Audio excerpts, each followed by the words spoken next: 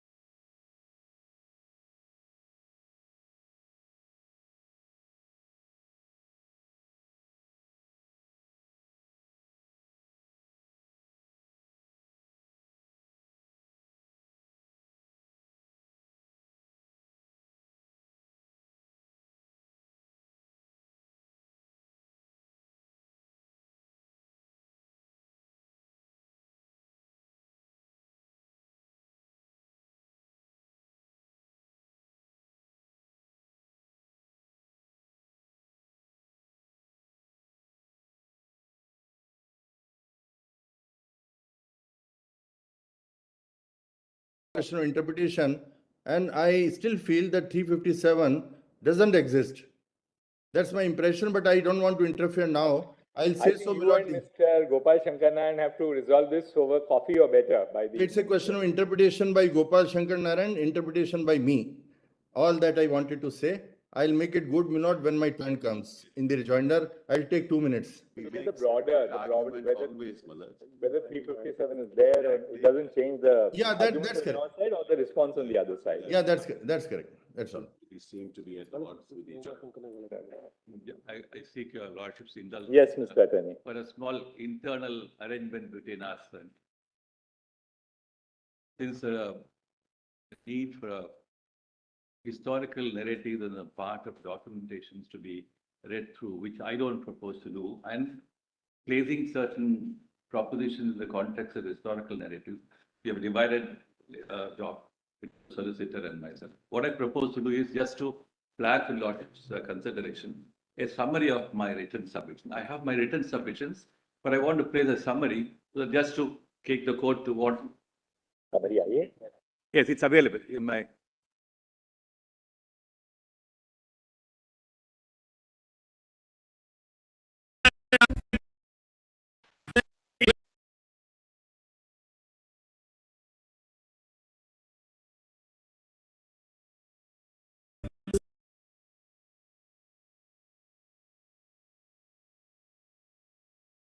To who you are appearing for, likewise for the solicitor.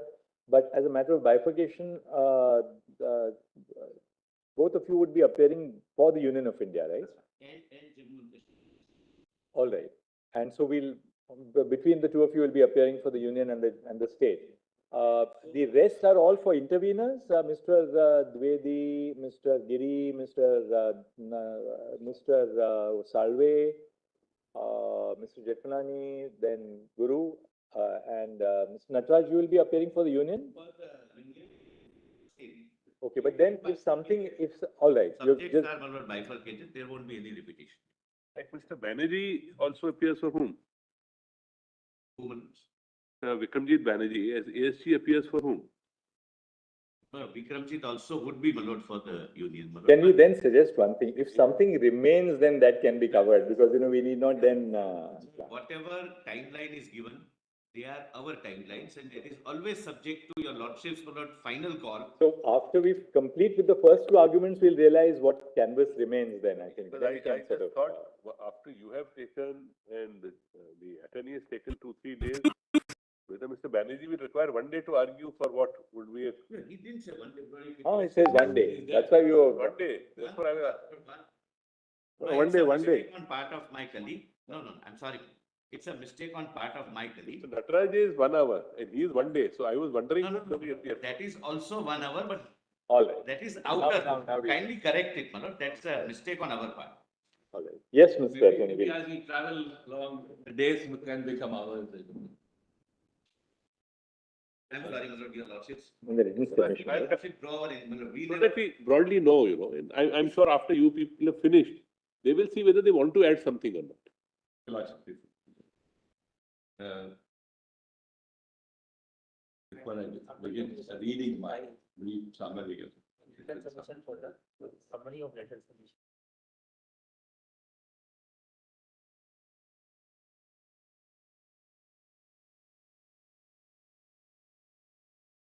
Lordships could locate it's in the written submissions folder. It is titled Summary of Written Submissions. Just a 2-page document. But before I do that, I must certainly thank all my esteemed colleagues on the petitioner who brought in a lot of very insightful understanding of this emotion, passion-ridden issue and complicated from many angles. And we try to bring our own, if possible, keeping in mind the objectivity as well as the neutrality which is to be involved in understanding this. And some American historian said objectivity is not neutrality. Therefore, sometimes these things can become problematic. So, keeping in mind, and I am also reminded of a very famous statement made by Abraham Lincoln in 1864 in response to a border territories conflict issue. He talked about balancing the nation, losing the nation, and preserving the constitution. And he said, by general law, life and limb must be protected.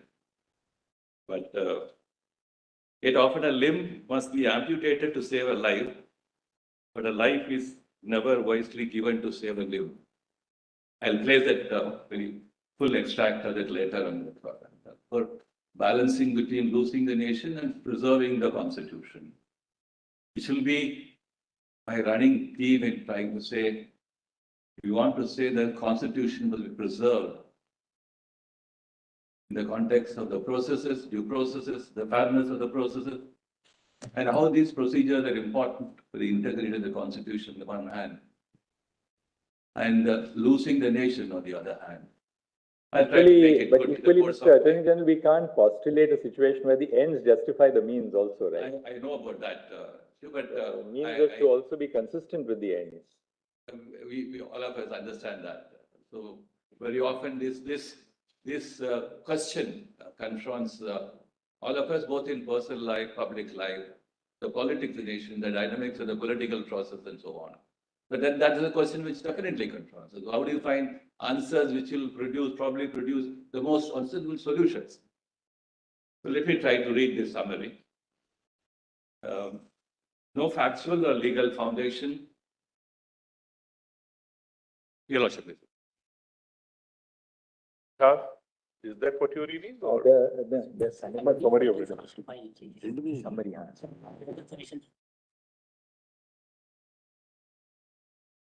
Even copies. Copies we have given. Yeah. New copies already. This side. This side. It is there. You mailed it.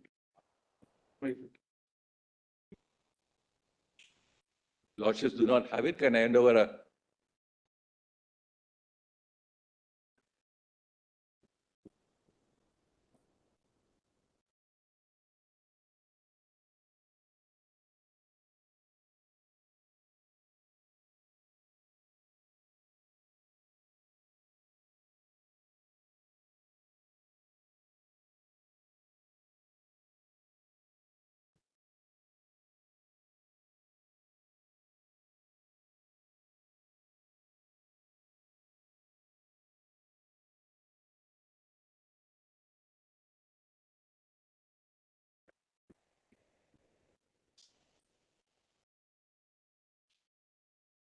Just call has got that page? Well,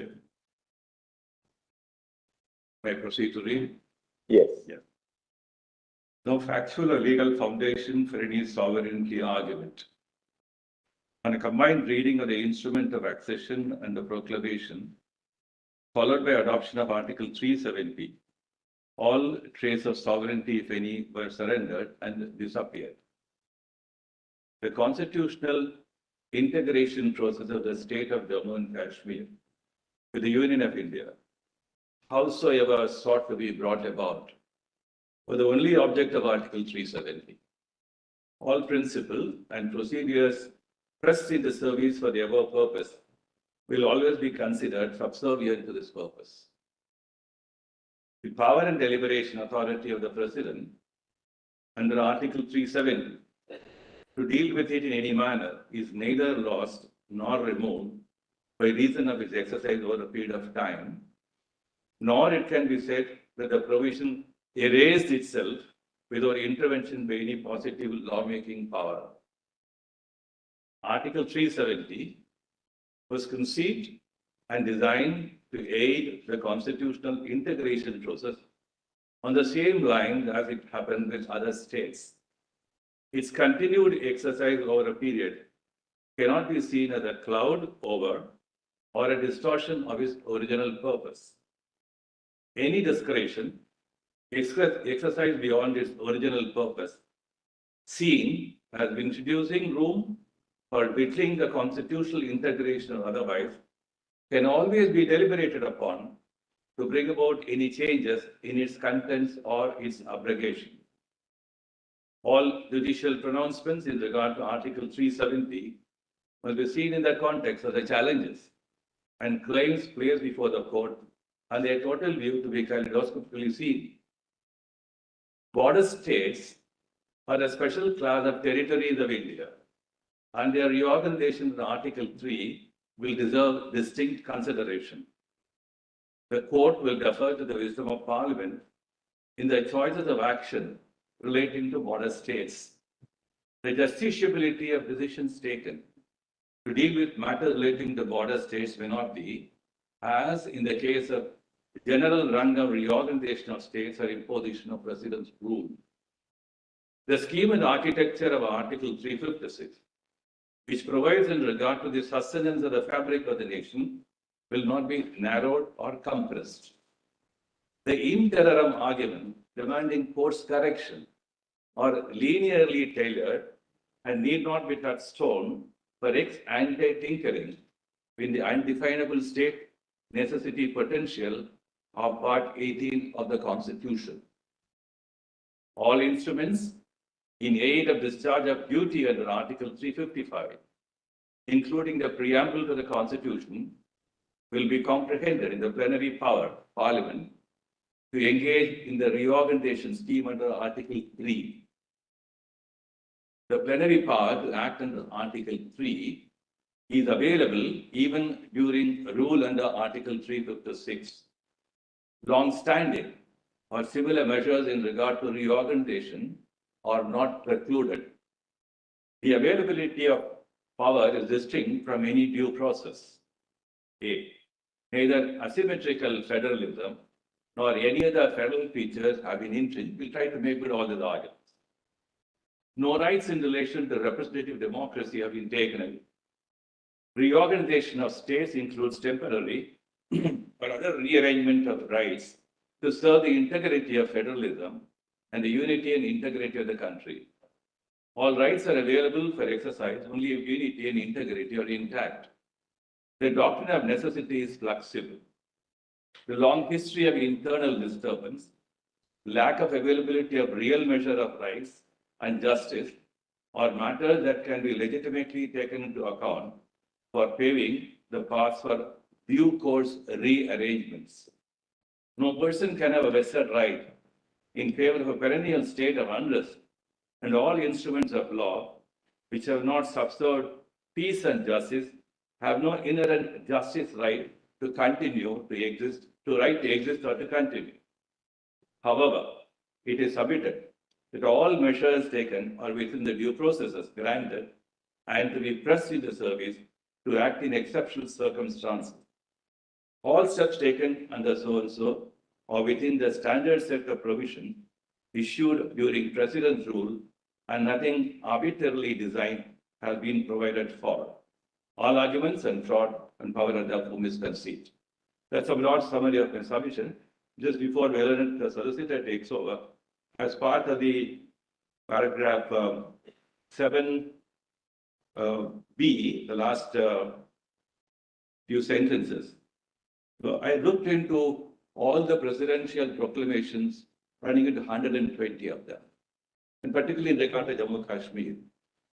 The suspension of provisions of Article 3, the two provisos, and various other provisions of the Constitution of India, or in terms of a convention that the presidential proclamation follows. So no deviation has taken place as far as this particular presidential proclamation is concerned. So suggest therefore either a fraud on the Constitution is completely misconceived. I'll try to make good arguments referring to the documents. So I just want to play this summary to show that the due process has been followed. There is no deviation from due processes. All fall within the legitimate aims and objects of what the two orders sought to achieve. And the Reorganization Act also falls within them. Thank you. Thank you very much, Mr. Attorney General.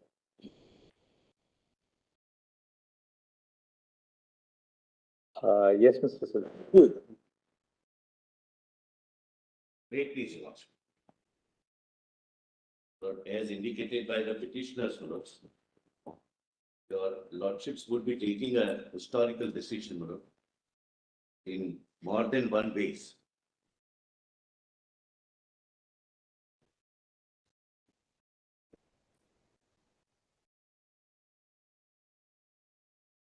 But first, this is for the first time, Your Lords, after 75 years, that your lordships would be considering that the privileges with which the residents of Jammu and Kashmir have been deprived of till then, till date, have been conferred.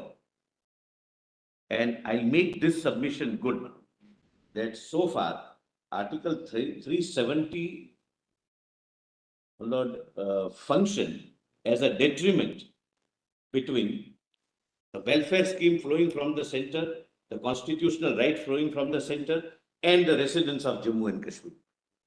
But second thing, but because of this confusion, whether it is temporary or permanent, there was a kind of a psychological duality which was in the minds of one particular region of our country, though since inception of the constitution, it became part and parcel of inalienable and integral part of India, but there remained a psychological duality, whether induced or otherwise. That, my lord, your lordships would end. Judgment going either way, my lord, that position would end. And third, my lords, First, Mr. Solicitor, the first one, can you just in a sentence again formulate it? I somehow missed the first one. Yes. Lord, your lordships would find at the end I of don't want to interrupt my learned friend, Malat, but the new volume has been added. 2 new volumes have been added, which were not there before, 2 days ago. I don't know, Malat. I may be wrong. I have no objection, Malat, but I just want to point that out. it was added with the permission of the court before 6 days. It was added, that's all I'm saying, Malat. The written submissions are new. I'll not object to any of that because I don't believe in objecting to materials which are relevant for the court. No, But since the court told me. permitted. I will not, we mentioned your lordship. I'm not disputing, you may have mentioned. I'm just saying, Malat. I have still no objection, Malat.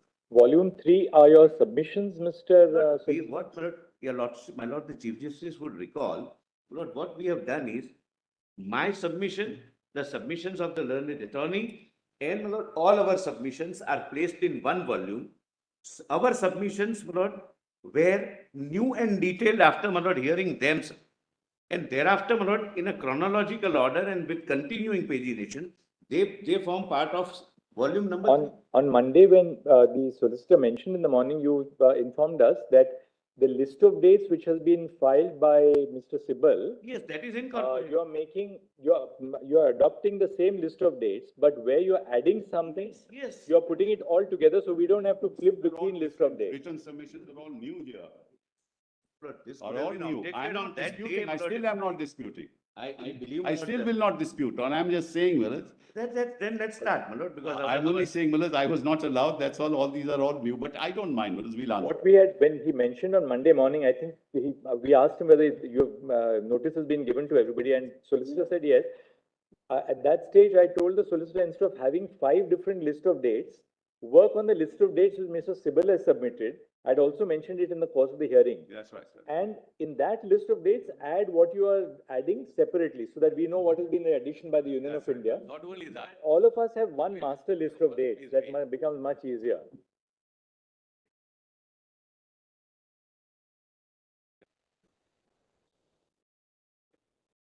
I don't know. it would have been better if this objection would have been raised, because we. Let's not, Sorry. my lord, I- people are watching, let's not be, my lord, school children like objections, my lord. It was given on that very day, at night, No, it's because the not court right, has. from that, not informed. hold your tongue. Document is created on 24th August, which is today. The PDF says it's created 24 August. So I don't know how it could have been mentioned. Mr. Prasanna, Anyway, Malat, I think that we should go on with the hearing. I'm not objecting. You object and thereafter you are saying I am not. Because I was told that I should not be able to add anything. I had only put some, just 5 pages. Whatever is. Mr. Bal, Assuming that. your submission also it would have resulted in many more people. That's why, Manas, I didn't press it. I don't think we should go on this. But even that has been taken note of. That's all I'm saying. So Gopal Shankar Narayan was here from day one. He could have told us, but my lord, I must make a positive statement. Before we mentioned before your lordships, the previous night, this was placed on record with a service to all. They were aware, and my lord, they knew that this is the master list of dates which all of us on this side will rely upon. But May I clarify? One second. Mr. Solicitor, on your master list of dates, I hope you have maintained the integrity of the original list of dates. Yes. Where you want to add something that you have indicated to us in a separate note or separate color or track change. What I have done, my lord, I believe at the outset that it seems my list of date contains something, because this first objection appears to be the best point now, after my lord, this list of dates. But leave it at No, that. Mr. Solicitor, the reason why we ask you is, when one sits down to dictate the judgment, I hope in the list of dates, we will know what is Mr. Sibal's part and what is your part. So long as that is there, it's no difficulty for us. Come to page 1 of my list of dates. So long as it is there, we accept your word for it, but so long as your juniors have prepared it in that way, there's no difficulty. Mr. Sibal, only a minute. Mr. Sibal's submission are incorporated in that general common list of dates in italics in blue color, saying KS, means that's the list of dates of Mr. Sibal. And whatever you wanted to add, you've added in a separate font or whatever, then there's no difficulty. Nobody has any issue with the list of dates. It's just that they are filing something, they should tell everybody. What has been done today is there are 107-page list of dates which is filed. Mr. Prasanna knows everything was served. You please tell you, this is what a nodal council is supposed to do. Yes. So please a moment. The learned solicitor's written submission, apart from the list of dates, has somehow ballooned from 18 pages to 139 pages and a lot of it in very fine print. Now, I mean, I've put it the para. Airdrop 3 minutes ago, 5 minutes ago, I got it on airdrop. Huh? So But from Mr. Prasanna, not by me. if you're, nobody, when Mr. Sibal says he has no objection, yes, there's. But from your nodal council, he gave you date, my lord. Yes, may I clarify? We can. Mr. Prasanna is trying to say something for last 5 minutes. Yeah, Mr. Prasanna. Yes. My We lord. were, Just one second. Let's have a word from the young junior it here. was certainly served last week, Your Lordship. I had not been informed that it had been allowed by the court, which is why I could not circulate it forward. So that was. So It was uploaded on Sunday night. Your lordships can check up now. Everything, my lord, is possible to be ascertained and verified. So say that it was emailed to him on Sunday night with a copy to Mr. Prasanna. Yes, my lord. Yes, that's correct. That's In fact, correct. we should- It was I not don't want to circulated find because it fault had with not it. been It's allowed by just the court. saying That is that not it something has that I had been informed that it had been allowed by the court. That was where the case. My lord, my first point, my lord, why your lordships, my lord, judgment is going to be a historical judgment is this.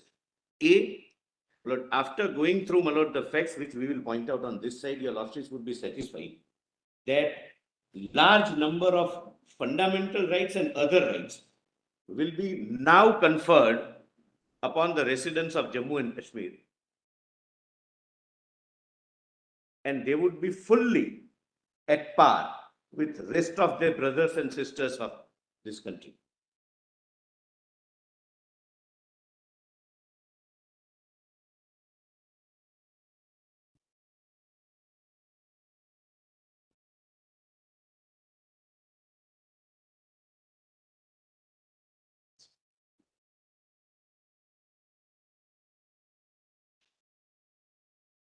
Yes. But number two, but because of, I'm sorry, Yes.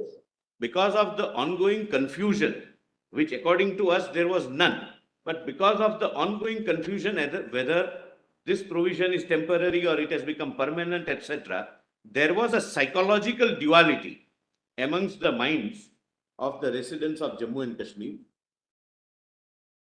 and that was being taken disadvantage of by, I would say, my lord, interests not inimical to India. that would be settled once and for all, whichever way your lordship decides.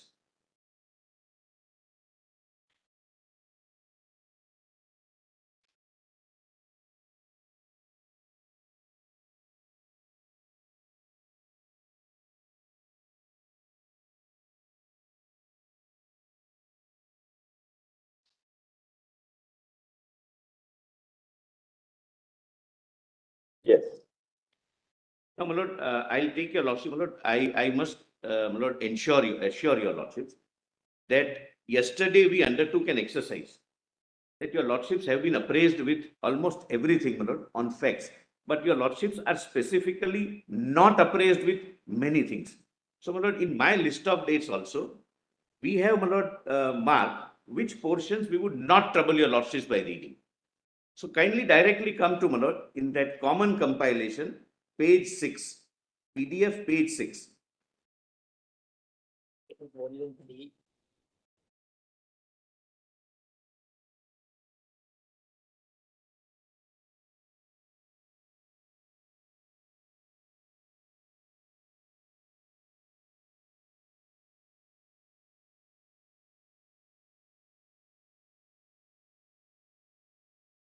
So this is only for one reason, my lord, I am reading this part.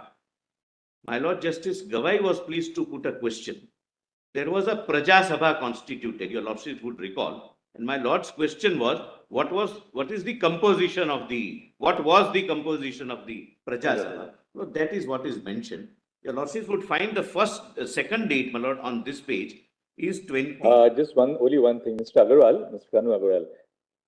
I'm not asking the solicitor this. In the list of dates, there is some dates which are marked by the light brown, Yes. one by green, one by blue, and Please come yeah. to page So 4. is there a distinction for our Please come purpose to between page what is there a like green, blue? It's a legend. Page 4. Page 4 will be the answer. We just want to see Page 4. when we have clarity, you know. This is one of the color scheme which we have used. All History right. of Kashmir is this color. All right. Then British events, law and statements. Agreed. Then blue will be Indian constitutional history. Red will be process of integration, etc. This is the relevance of the color. All right. But your lordships need not, my lord, bother about that, my lord. Once All right. the flow I have kept chronologically. So therefore, colors might keep on changing depending upon the legend, but the flow will continue. And where you say KS in italics, KS that is means, Mr. Sibal's original. Fair enough, Mr. got it. Sibal's submission. Therefore, your lordships may may consider not keeping Mr. Sibal's submission side by side. It contains everything verbatim. Much easier. As my lord produced before your lordships. That's all I wanted to show. Date 20th of April 1927. I'm not reading it, but this is Mr. Sibal's submission in his list of dates, and I have not missed, my lord, any date from his submission. It is in blue color and in italics. The next date is 22nd April 34. Maharaja Hari Singh enacted 1934 Constitution of Jammu and Kashmir. This law established a legislative assembly called Praja Sabha, which was to function under the supremacy of the Maharaja. Lord, answering my Lord Justice Gawai's question, the Praja Sabha was to have 75 members, of which 12 would be officials, 33 elected members, and 30 nominated members. Then, my lord, rest your lordships can consider skipping, my lord, and kindly come to, my lord, 7. Just, my lord, taking your lordships chronologically, your lordships have seen this provision as well. I am just, my lord, refreshing your lordship's memory without reading the provision. Lord, this is a part of Government of India Act 1935.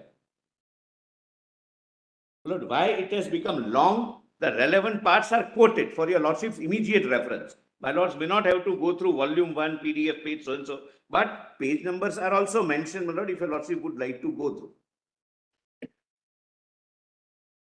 But please see, my lord, at page 8, section 6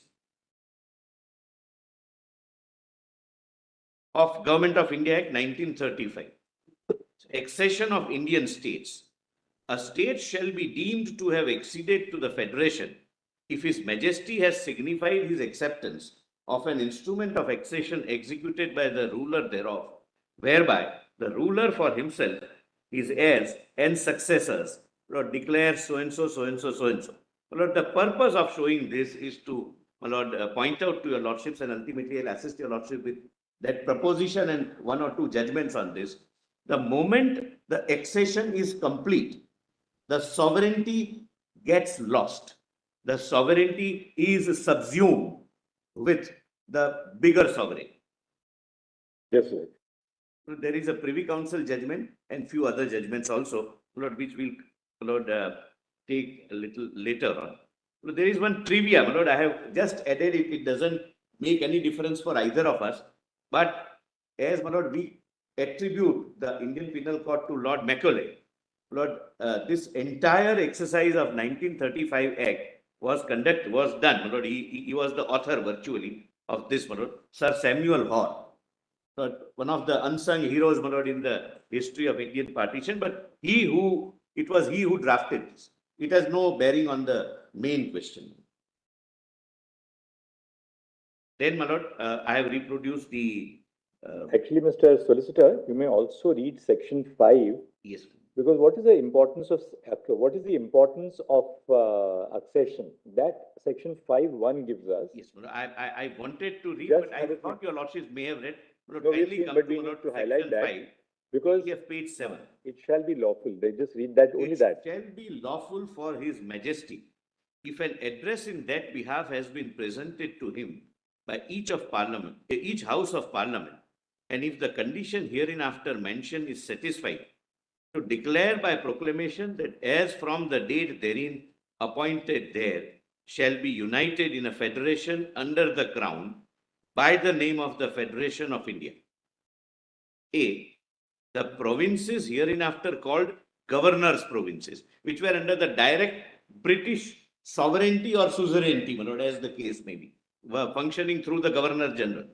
Then B, the Indian states which have acceded or may thereafter accede to the Federation, and in the Federation so established, there shall be included the provinces hereinafter called Chief Commissioners' provinces, not the smaller regions, which eventually. The consequence of an accession under the Government of India Act was that then the acceding, they would be united in a federation. In the federation. The key words really in 5 are united in a federation. In a federation. So, my Lord, that is the first stage of losing sovereignty. The moment you sign accession and it is accepted. But you'll have to at some stage deal with the argument which they have urged, that sovereignty itself has an external component and an internal component. That external component was lost, internal sovereignty still remained. That's the argument, my Lord. We are conscious of that. And, my Lord, I'll also bear in mind your Lordship's very, very pertinent observation that ends may not justify the means. I'll also show to your Lordships the means adopted strictly within the constitutional parameters and as per various judgments of your Lordship. But that's, my Lord, after, my Lord, the factual chronology. Lord, thereafter, your Lordships, my Lord, kindly come to page 9, 1939. Lord, this is also crucial. The Indian National Congress's formal stance was that the princely state must join independent India on the same terms and with the same autonomy as the provinces of British India, and with their people granted responsible government. As a result, it attempted to insist on the incorporation of the princely states also into India in its negotiations with the British. So we were, as Lord, British India also, our leaders were already negotiating that princely states should also come at par with the provinces, British provinces, which were already under the suzerainty or sovereignty, as the case may be, of the British. Then, my Lord, 7th September 1939,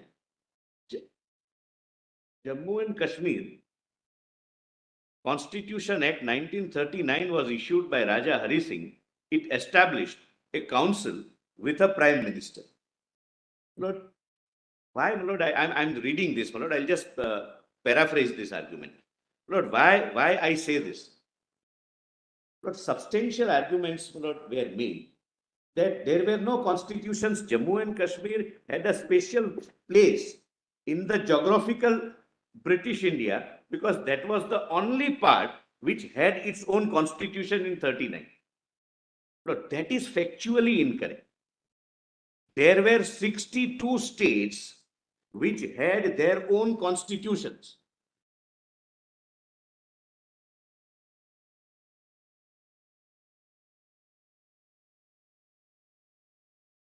Whether they are named as constitution or any instrument of governance, internal governance.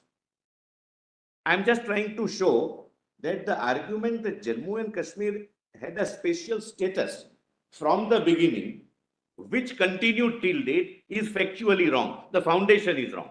And 286 states were in the process of framing that constitution during this period of late 40s, late 30s, 39 onwards.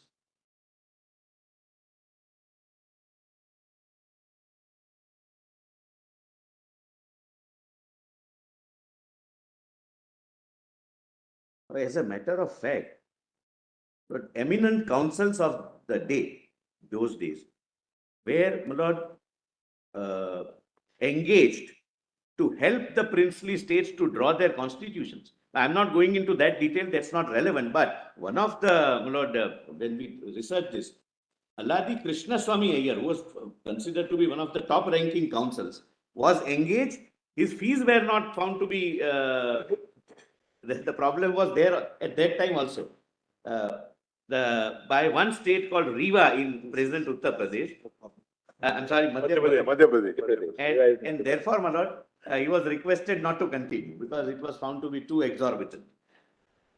My lord, please see, my lord, from where do I get this? My lord, PDF volume 16, document volume 16, I'm sorry, document volume 16, PDF page 574.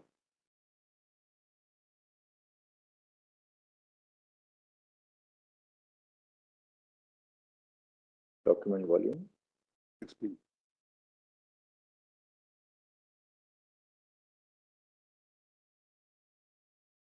Lord, this is a research paper by a very eminent professor of Yale.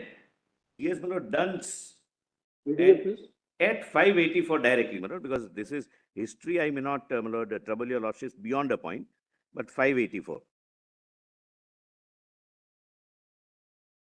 The running page would be 10514.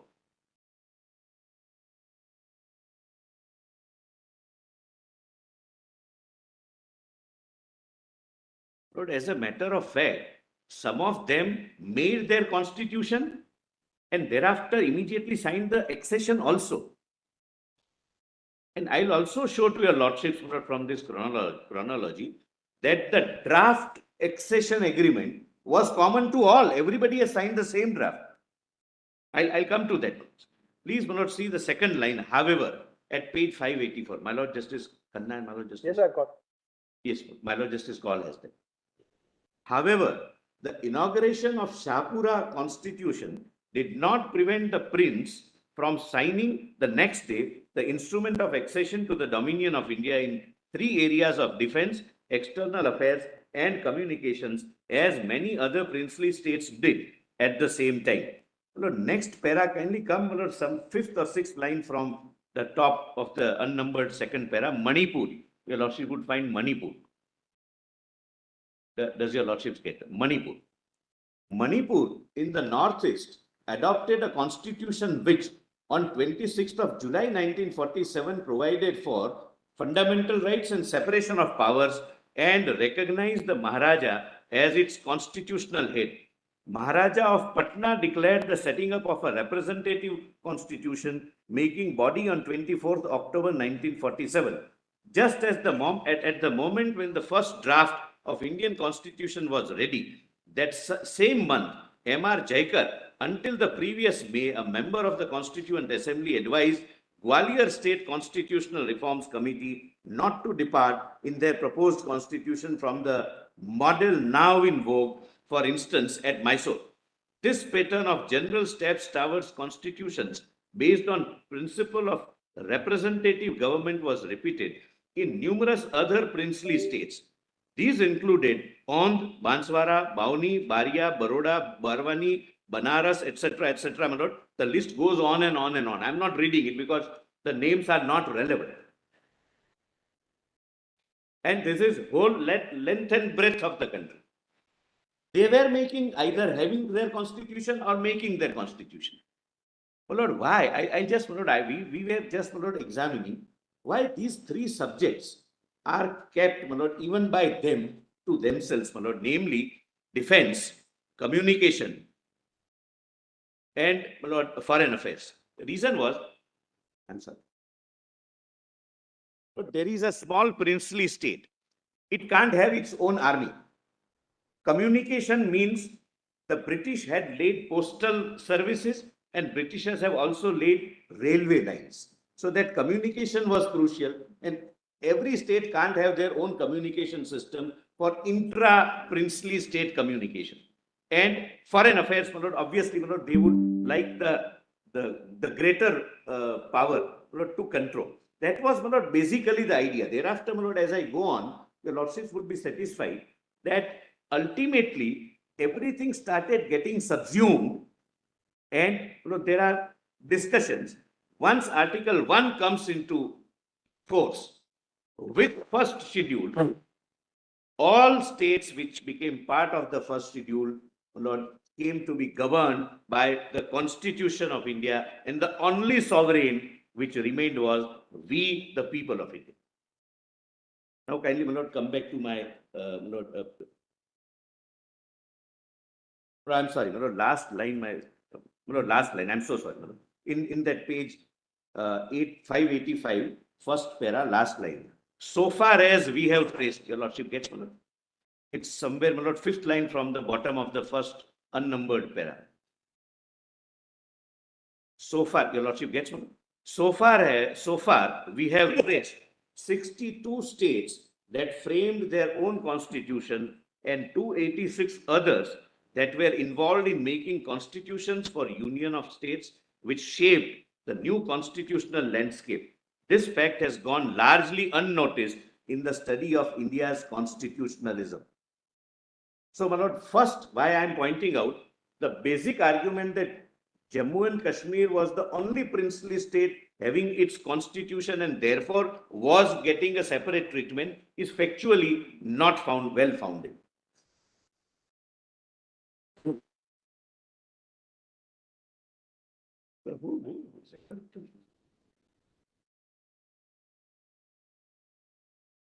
Lord, now your lordship, kindly come to my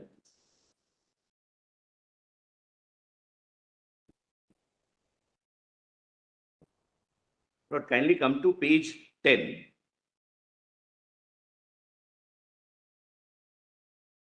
Lord, your lordship, page 10 is the list of dates. Page 10 starts with Mr. Sibbal's note, my lord, which I have quoted verbatim. Then 12th May and 22nd May, your lordships may not, my lord, invest time in that. Kindly come the next date, 16th May, 1946. The cabinet mission planned by the Britishers issued a statement regarding its report. Under paragraph 15(1) and 4 of this statement, the cabinet mission plan recommended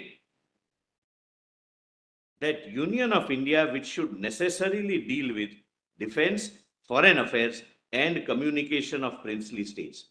They only recommended, my lord. In the note of my learned senior, my lord, it is differently mentioned that it was decided. They only recommended. Lord, thereafter, my lord, page 11. Just a few weeks before becoming the vice president of the interim government, Jawaharlal Nehru clearly stated that no princely state could prevail militarily against the army of independent India. This is, my lord, the first step for unification of the Federation of India, which eventually became Union of India. This is July 46. Then, my lord, 9th December 1946, Constituent Assembly of India was formed. but there is no dispute on this date. Lord, Jammu and Kashmir had 4 representatives, including late Sheikh Abdullah. But the relevant parties, when more and more princely states started acceding and accepting the Constitution of India, their representatives also kept on being added, and they started participating in framing of our Constitution. And, my lord, I will come to that, my lord, at an Just appropriate. one clarification. Yes, ma'am. The 4 representatives of Jammu and Kashmir were there from the beginning or only in October? No, my lord, not from the beginning. They came, my lord, subsequently. 49, I think they came. Yeah, yes. 49, my lord. 49? It comes, that date will come. June 1949. Yeah, yes, that date will also come. And I mean, my lord, at the outset, my lord, just flag it. It would come in the chronological order. All these states who eventually became part of the Union of India had their differently worded instruments of accession. Some of them have said that taxation would be within our domain only. But thereafter, my lord, as the legislative and the constitutional history progresses, this is how countries are formed. When, my lord, we have more than one federal units, and it's unlike American federalism where they entered into a contract to form the union. We didn't adopt, my lord, that model in a very wise, my lord, foresight of our forefathers, that they did not choose that option. They voluntarily started joining and participating in the process of constitution making. Then, my lord, January 1947, Nehru, in his capacity as the vice president of the interim government, which included both present-day India and Pakistan, clearly said that independent India would not accept the divine right of kings. So this is January 1947. The stand of India and the party which led the freedom struggle was, we will not accept divine right of kings. We are going for a democratic setup. And that stand remained consistent, as I'll point out.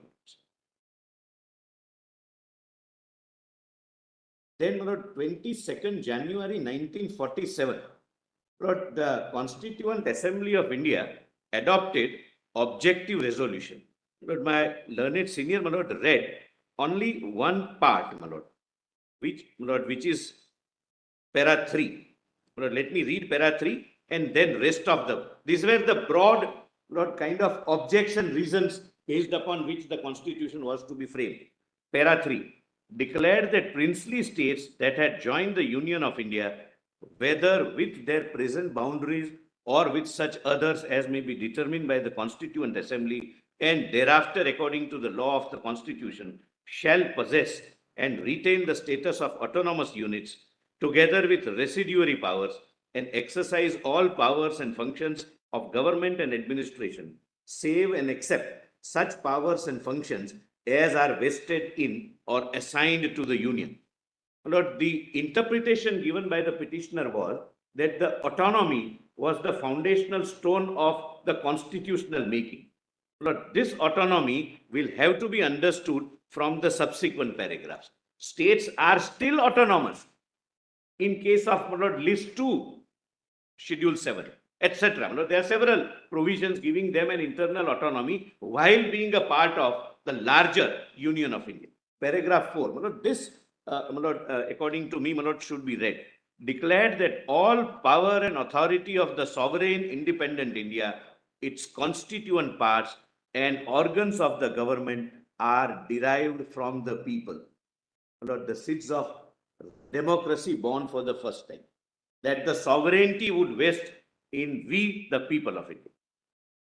Then 5, declared that there shall be guaranteed and secured to all the people of India justice, social, economic and political, equality of status.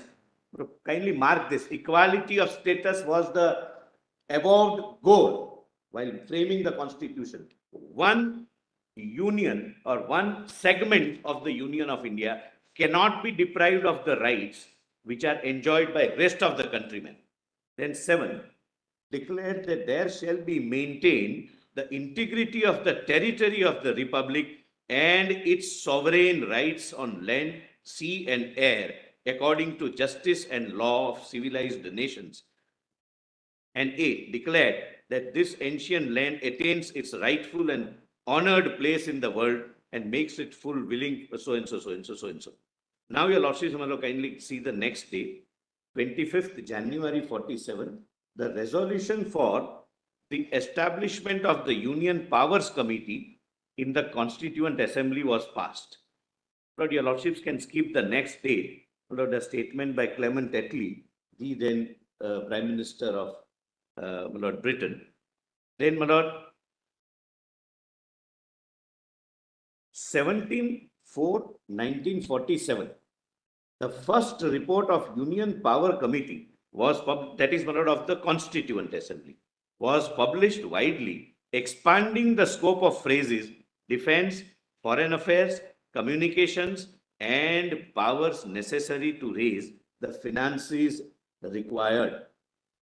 Further, the said committee further recommended in para 3 powers and subject which were inherent or implied or resultant from the express powers of the union, that is judiciary, services, RBI, etc. It was also hoped that certain other subjects would be included in the union list or that like insurance, planning, banking, patents, etc. Lord, this is the first report. Lord, the note of the petitioner, my Lord, which I have quoted, does not mention, my Lord, about this first report. They have directly gone to the second report. Therefore, my Lord, this has its relevance in the chronology. I have placed it, my Lord. Lord, second, the date can be, my Lord, skipped. Nothing turns on that. Constituent Assembly resolution appointing Union Constitution Committee, etc. Lord, 3rd June is an important date. 3rd June 1947. The legislative representatives of the Indian National Congress, the Muslim League, and the Sikh community came to an agreement with Lord Mountbatten on what has come to be known as 3rd June Plan or Mountbatten Plan. This plan was the last plan for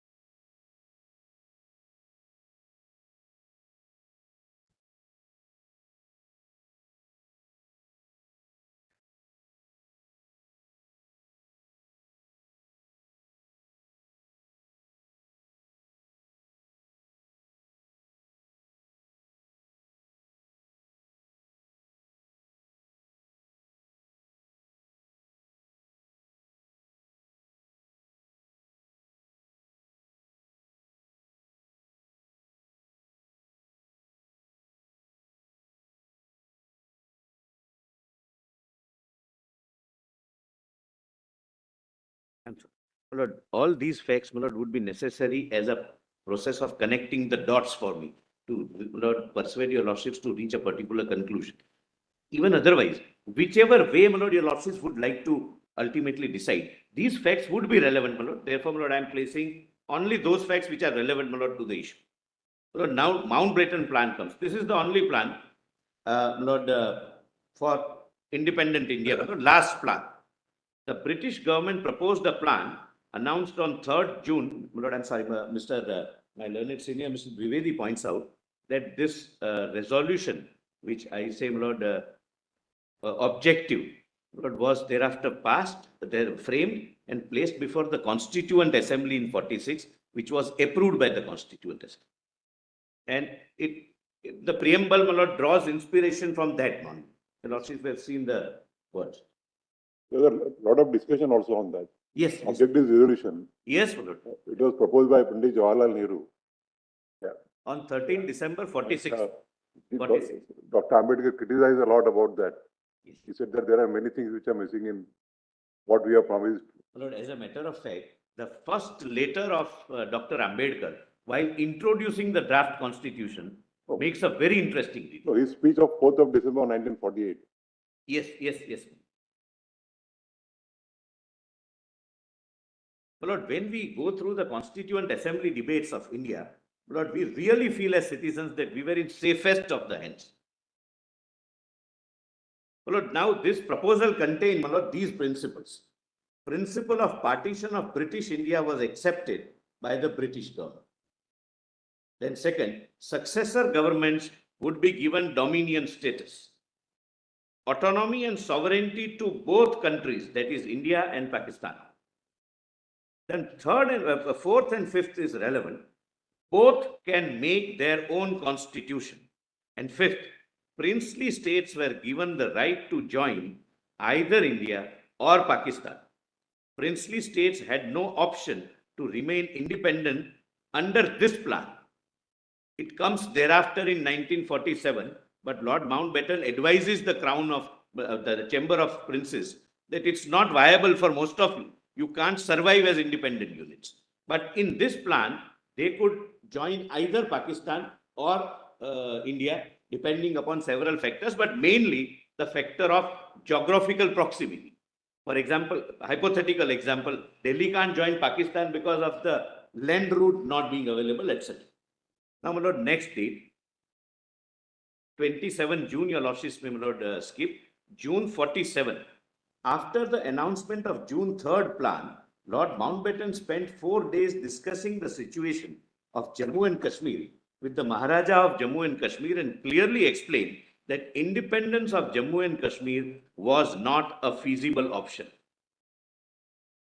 Then Viceroy, 13th of June 47, Viceroy Mountbatten invited Nehru, Sardar Patel, Acharya Kriplani, Jinnah, Liaquat Ali Khan, and Sardar Abdul Nishtar and Sardar Baldev Singh to attend an informal meeting to discuss the problem of the states.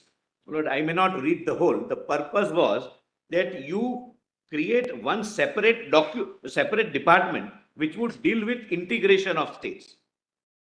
That was, my lord, the States Department, and the first secretary was Mr. V.P. Menon. My lord, this function under Sardar Patel. V.P. Menon was the first secretary, and he has written 2 books, my lord, as your lordships were told, on a request from Sardar Patel that you document it. You are the first person, yours have the first-hand information, and he has written both the books without being judgmental or without giving his value judgment. He has narrated the facts as he witnessed. Most of the documents are also signed by him. Letters are also signed by him. He had taken part in several negotiations also with princely states. Then, my lord, your lordships can skip 15th June 1947, Congress Working Committee. My lord, the same continued that will not accept divine rights of princely states. We are going for democracy. And, my lord, they rejected specifically the concept of paramounts. The Congress was dealing with this issue and negotiating with the Britishers and with, my lord, princely states. Then 17 June 47, Nehru wrote to Mountbatten stating that Kashmir was of first importance to India as a whole and specifically as a great strategic importance of that frontier state. We were conscious, my lord, from that day. Then, my lord, 18th June, Mountbatten urged on the Maharaja and the then Prime Minister of Jammu and Kashmir, Sri Kak, not to make any declaration of independence. He also pressed them to take measures to ascertain the will of the people and to announce their intention to send representatives to one constituent assembly or the other, that is Pakistan or India. The State Department, he told them, were prepared to give an assurance that if Kashmir joined Pakistan, this would not be regarded as unfriendly by the government of India. The Maharaja allegedly replied to the same by stating that he would never accede to Pakistan, as they were setting up a theocratic state. Mountbatten pointed out the dangerous situation in which Kashmir would find itself if it did not have the support of one of the 2 dominions after 15th August. Well, this is by Narayani Basu and V.P. Menon's book. Well, they have reproduced. Well, we have, Lord, Narayani Basu was, I think, granddaughter of V.P. Menon. And a very seasoned bureaucrat, subject to correction. The second part is subject to correction. Then, my lord, the State Department is formed. That date, my lord, your lordships can consider skipping. Then 3rd July 47, Sardar Patel wrote to Hari Singh stating that interest of Kashmir lie in joining the Indian Union and its constituent assembly without any delay, and also say that its past history and tradition demands it, and all India looks up to you and expects you to take this decision. At this juncture, India was not contiguous whole, and princely states were scattered across the length and breadth of the territory of the country. Then 5th July 47, department as the State Department was a part of the Ministry of Home Affairs headed by Sri Sardar Patel, came into being, and Sardar Patel issued a statement as under. But please see, my lord, page, my lord, is 16, your lordships can directly come to, and only the highlighted part, my lord, so that I'm not, my lord, investing your lordship's time more. I have few words to say, my lord, your lordships have. See, my lord, we have dealt with every princely state in a democratic manner, and everyone has voluntarily come, including Jammu and Kashmir, as I will show, my lord, further. I have a few words to say to the rulers of Indian states, amongst whom I am happy to count many as my personal friends. It is the lesson of history that it was owing to her political fragmented condition and our inability to make a united stand that India succumbed to successive waves of invaders. Our mutual conflicts and interns, quarrels and jealousies have in past been the cause of our downfall and our falling victims of foreign domination a number of times. We cannot afford to fall into those errors or traps again. We are on the threshold of independence. Then, my lord, again the highlighted part. But there can be no question that despite this separation, a fundamental homogeneous culture and sentiment reinforced by compulsive logic of mutual interest would continue to govern us. Much more would this be the case with the vast majority of states which, owing to their geographical contiguity and indissoluble ties, economic, cultural, and political, must continue to maintain relations of mutual friendship and cooperation with the rest of India. Lord, please, my lord, come to next page, my lord, 17, highlighted and bold part. My lord, I am skipping something which is in the same breath, my lord, same line the Lord Sardar Patel says.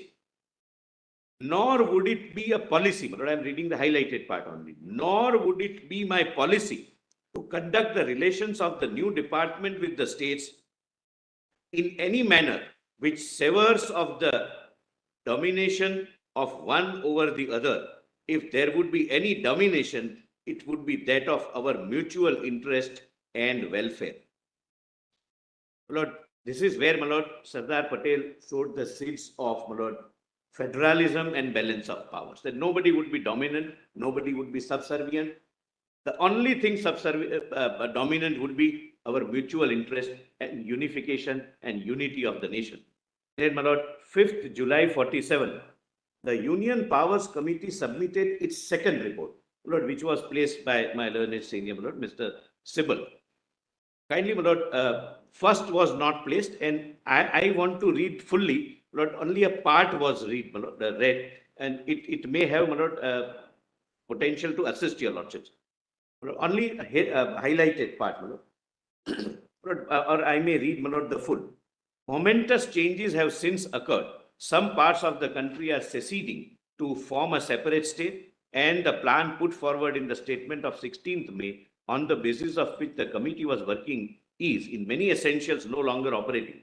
In particular, we are not now bound by the limitations on the scope of union powers. The first point accordingly that we considered was whether in the changed circumstances, the scope of these powers should be widened. We had no difficulty in coming to a conclusion on this point. The severe limitation on the scope of central authority in the cabinet missions plan was a compromise accepted by the assembly much, we think, against its judgment of the administrative needs of the country in order to accommodate the Muslim League. Now that partition is a settled fact, we are unanimously of the view that it would be injurious to the interest of the country to provide for a weak central authority which would be incapable of ensuring peace, of coordinating vital matters of common concern, and speaking effectively for the whole country in the international sphere. At the same time, we are quite clear in our minds that there are many matters in which authority must lie solely with the units. My lord, stronger center, but federal structure. My lord, therefore, we say it's more unitary than federal or more federal than unitary. My lord, that is the first rule. Units, and that to frame a constitution on the basis of a unitary state would be a retrograde step, both politically and administratively. We have accordingly come to the conclusion, a conclusion which was also reached by the Union Constitution Committee, that soundest framework for our constitution is a federation with a strong center. In the matter of distributing powers between the center and the units, we think that most satisfactory arrangement is to draw three exhaustive lists on the lines followed in the Government of India Act 1935, that is federal, provincial and concurrent. My lord, appendix to this report, my lord, please see the note. The appendix to this report had a union list with a wide array of subjects, that is 87 in total, my lord. Now we have 97, my lord. Now, my lord, kindly come to, my lord, the next date, 10th July 1947.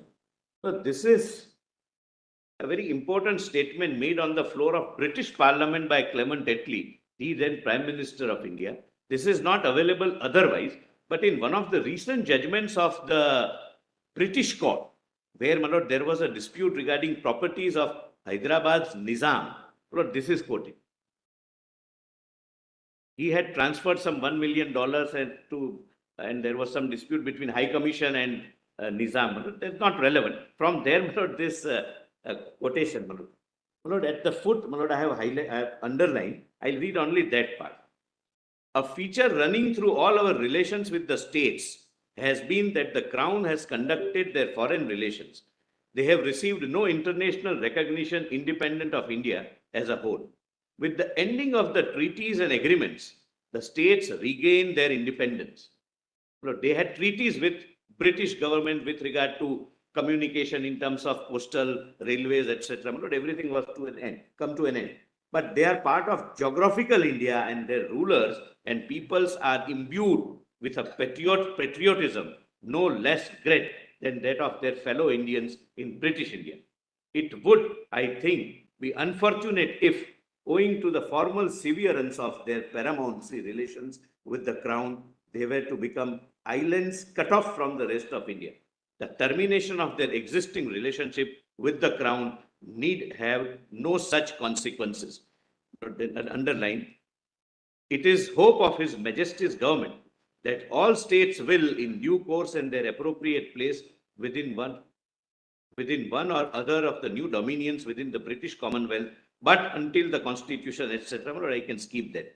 Lord, the position was clear that princely state became independent technically, but not viable independent units. Lord, may I start at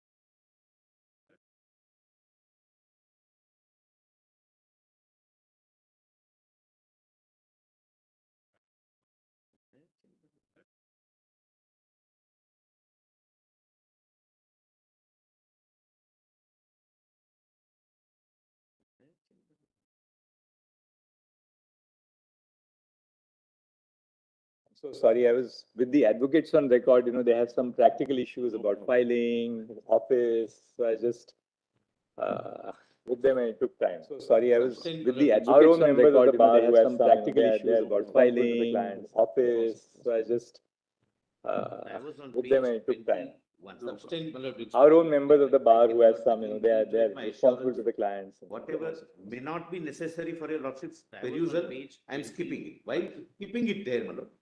I can, my lord, again. Page 21, 1947. Whatever may not be necessary for This your would be, lordship's my lord, perusal, another I am landmark, skipping therefore it. I Why must, my lord, bring keeping to it your there, my lordship's lord? Notice. Page 21, under section 9 of the Indian Independence Act, the This Governor would be, General of India another issued landmark, therefore I India must, my lord, within bring to your bracket lordship's provincial notice. constitution bracket over order under section 9 of the 1947. Indian Independence What I have Act. quoted is The Governor section General 6. of India issued. Section 5 I have India not quoted, within I just bracket paraphrased provincial it. constitution It bracket merely over defined order the territories 1947. and included What I within have it quoted is section 6. the Section exceeded 5 I have not exceeding quoted, I just states also, paraphrased it. exceeding states. It merely Your lordship defined the can, my lord, have a territories. note Page, and included volume within it 12, my lord. the exceeded Document exceeding volume 12. states also, exceeding states. PDF Your page lordships can, my lord, have a note. Page. Volume- Page 21, I think. I'm sorry, your lordships are asking about the page of the note. Yes. Page of the note, page 20 or 28?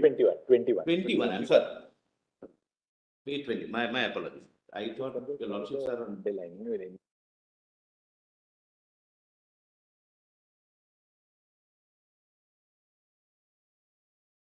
Yes.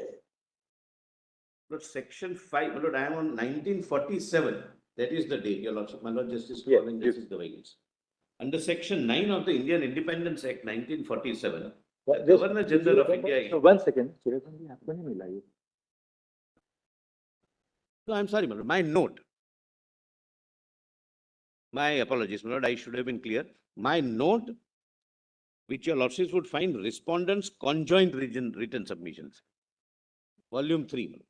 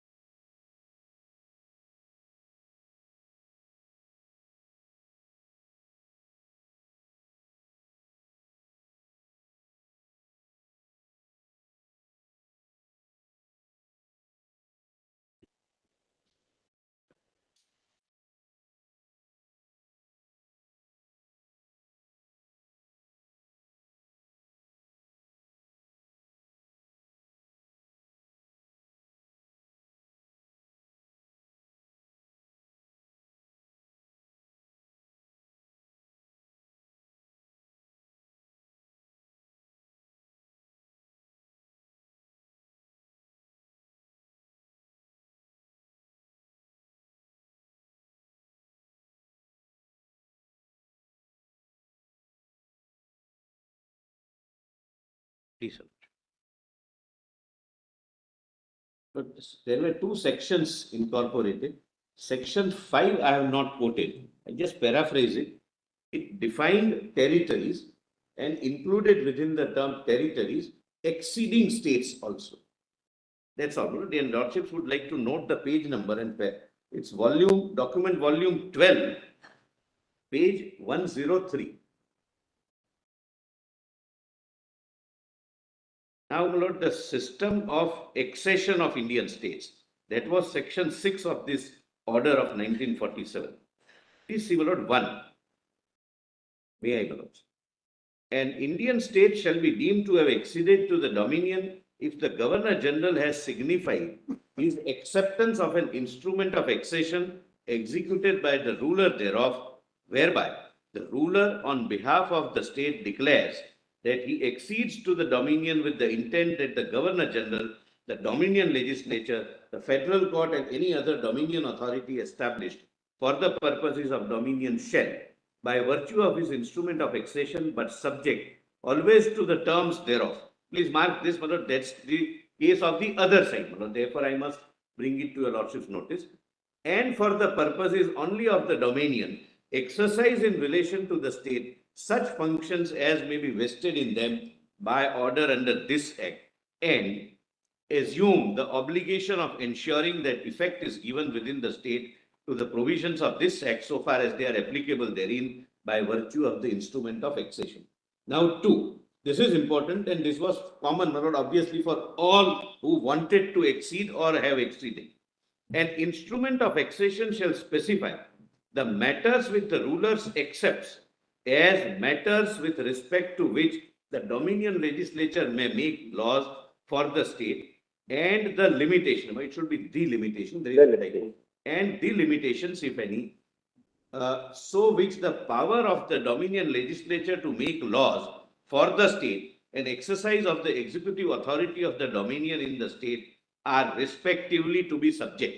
But this is my submission and my reading, but an attempt to ensure that unification becomes as difficult as possible, because everyone were permitted to put their own terms and conditions. That if you are a princely state, you can exceed, but subject to the terms and conditions. And see how beautifully the founding fathers of our constitution, my lord, dealt with that situation, unified the nation, and the ultimate result was Article 1. The actually, this was intended to create a sense of confidence in the princely states.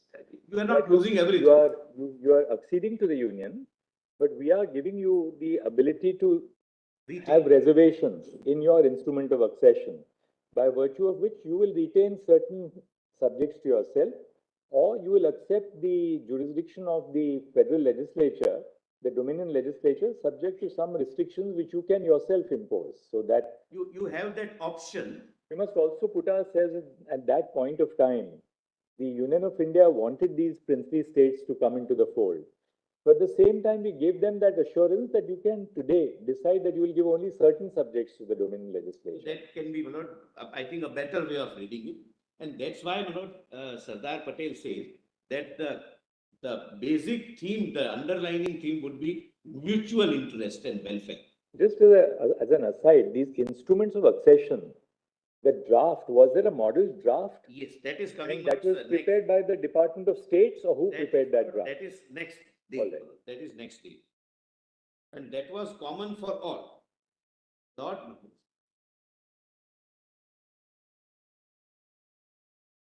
I'm sorry, the subsection 3, my lord, learned AG, my lord, is guiding me to, my lord. The variation of the instrument by a supplementary. By a supplementary instrument executed by him and accepted by the governor, varying the instrument of accession of his state by extending the functions which, by virtue of that instrument, are exercisable by any dominion. So he can forego, he can kind of waive, or he can permit the dominion to do that.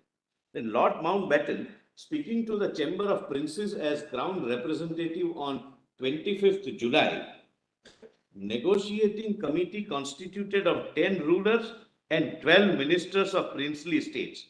This apparatus had in fact been decided upon after heated political debate.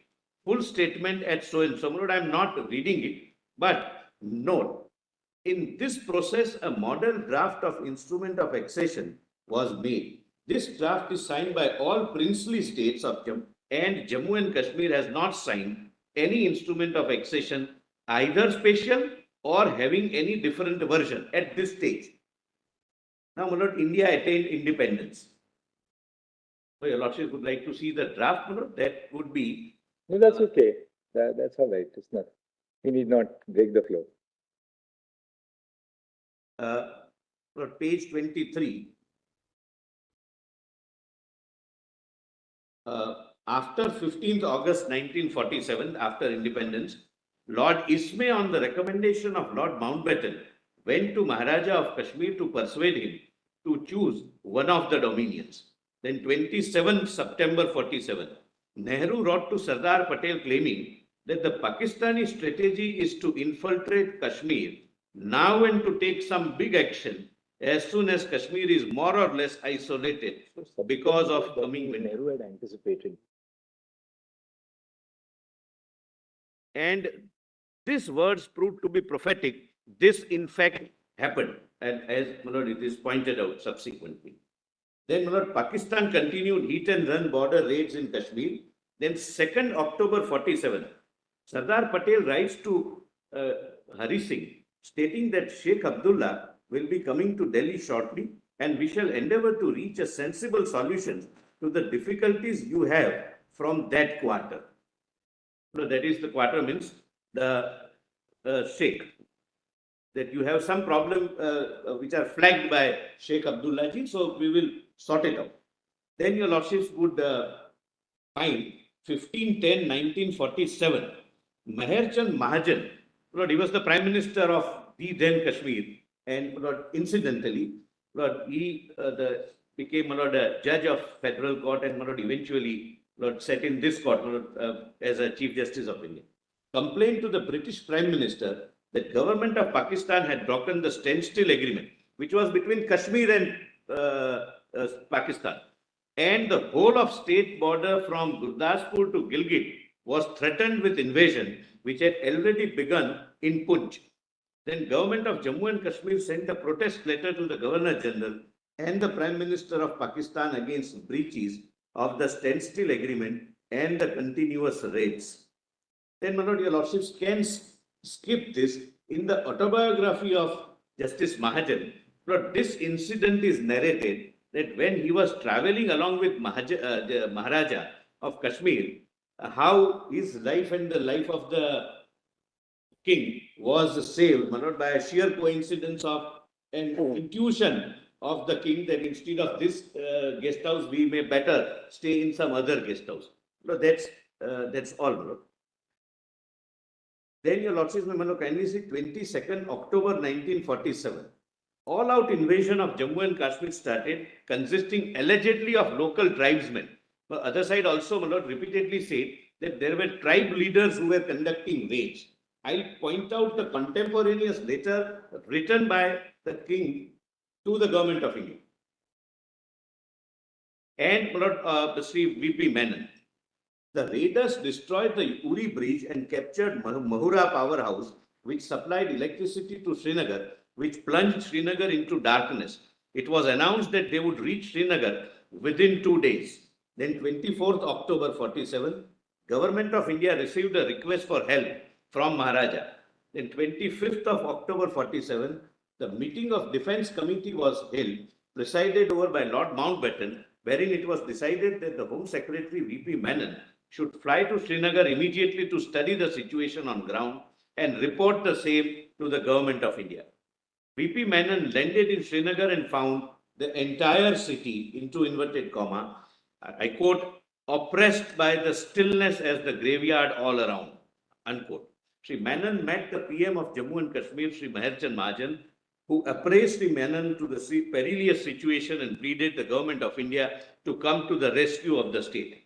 Then 26th October 47, the next morning Sri Mahajan called Sri Menon that there were rumors that raiders had reached Srinagar. Sri Menon and Sri Mahajan flew back to Delhi. Sri Menon went straight to the meeting of the Defence Committee and reported the impressions of the situation and pointed out the supreme necessity of saving Jammu and Kashmir. It was pointed out by Lord Mountbatten that till the time Jammu and Kashmir does not accede to India, it would be improper to move Indian troops, and accession would be the only basis which would rightfully give the right to Indian forces to retaliate against the invasion of Kashmir. After the meeting of the Defence Committee, Sri Menon and Sri Mahajan flew to Jammu and woke up the Maharaja and informed him of the developments that had taken place in the Defence Committee meeting. Maharaja desired to accede, reiterated his request for military help, and further informed his intention to set up an interim responsible government. Then your lordships may kindly come to this letter sent by, contemporaneous letter sent by the king, to Sri Menon, that is volume 1, document volume 1, page 7. This would be, relevant for your lordship's assistance.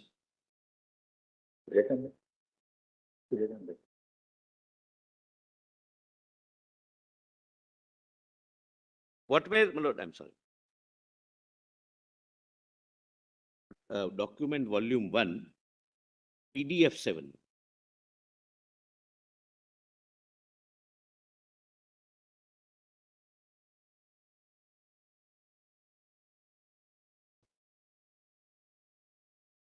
We have actually read this letter where the Maharaja says that, he had not decided whether to be independent or join the That Dominion. was the only part which was read, I would like your lordships to read, at page 8, 2 paragraphs, which were, not. Yeah, he refers to the mass infiltration and other things. Kindly see the first. The mass infiltration tribesmen drawn from the distant areas of northwest frontier coming regularly in motor trucks using Manshera-Muzaffarabad road and fully armed with up-to-date weapons cannot possibly be done without the knowing of the provincial government of Northwest Frontier Province and the government of Pakistan. In spite of repeated requests made by my government, no attempts have been made to check these raiders or stop them from coming to my state. The Pakistan radio even put out a story that a provisional government has been set up in Kashmir.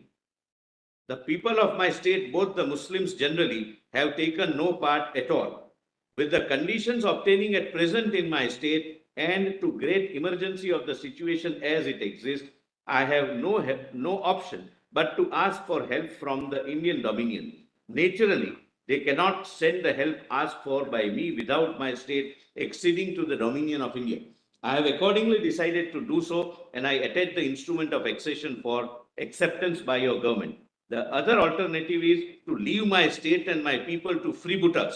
On this basis, no civilized government can exist or be maintained. The alternative I will never allow to happen as long as I am the ruler of the state and I have life to defend my country. So this letter is taken by Mr. Menon to Sardar Patel, and the Maharaja said that he had instructed his ADC that if Menon comes back, well and good. That means, everything is according to plan. Otherwise, he said, shoot me when he told his ADC to shoot him dead when he's asleep, he said. He said, if he comes back, don't wake him up. He said. Don't wake me up. Otherwise, if he doesn't, then shoot me, because I would not like to be shot by the enemy forces. That was that's how, beautifully sent later, so long as there is a life in me, I'll defend my people. Now, my lord, I am coming back to page 26, my lord. Yes, Suryakant, now. The second, my lord, this is accepted. The instrument of accession is accepted.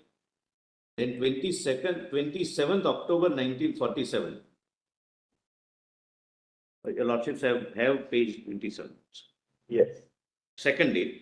27 October 47, a Herculean airlift operation of Indian troops was carried out in order to carry out the rescue operations in Jammu and Kashmir, which we continued till 2019. Now it has stopped. Possibly the only provision which is not only mentioned to be temporary, but has been understood by all subsequent parliament to be temporary, has managed to continue for 75 years. The moment Jinnah heard that India has accepted Jammu and Kashmir accession, accession and Indian troops had been airdropped into Kashmir, he gave orders to General Gracie, acting commander-in-chief in Pakistan Army. General Gracie represented his inability to issue any instruction without approval of the Supreme Commander. Field Marshal so-and-so informed Jinnah that considering the fact that Jammu and Kashmir had signed an instrument of accession, it would not be possible for British officers serving in Pakistani army to enter Jammu and Kashmir. Thereafter, Jinnah invited Nehru to Lahore to discuss the Kashmir problem. Lord, now how Lord, this is averted? Lord, the diplomacy at its best. Mountbatten was eager to accept the invitation and Nehru was inclined to agree with Mountbatten. However, Sardar Patel was strongly opposed to the proposition on the ground that Pakistan was the aggressor in this case and India ought not to follow the policy of appeasing the aggressor. As there was a difference of opinion between Nehru and Patel, the matter was referred to Gandhiji. Gandhiji called Nehru, Sardar Patel and Sri Menon to Birla House. During the discussion, it was found that Nehru was running a high fever and his going to Lahore was out of question. It was decided that Lord Mountbatten should go alone. V.P. Menon writes this without any value judgment, without giving his personal views or comments, as a fact as it happened. Sometimes running high fever is also an act of diplomacy. Yes, it is, and it was in this case. Yes, it was a diplomatic illness, and it was required in the interest of the country. Absolutely right.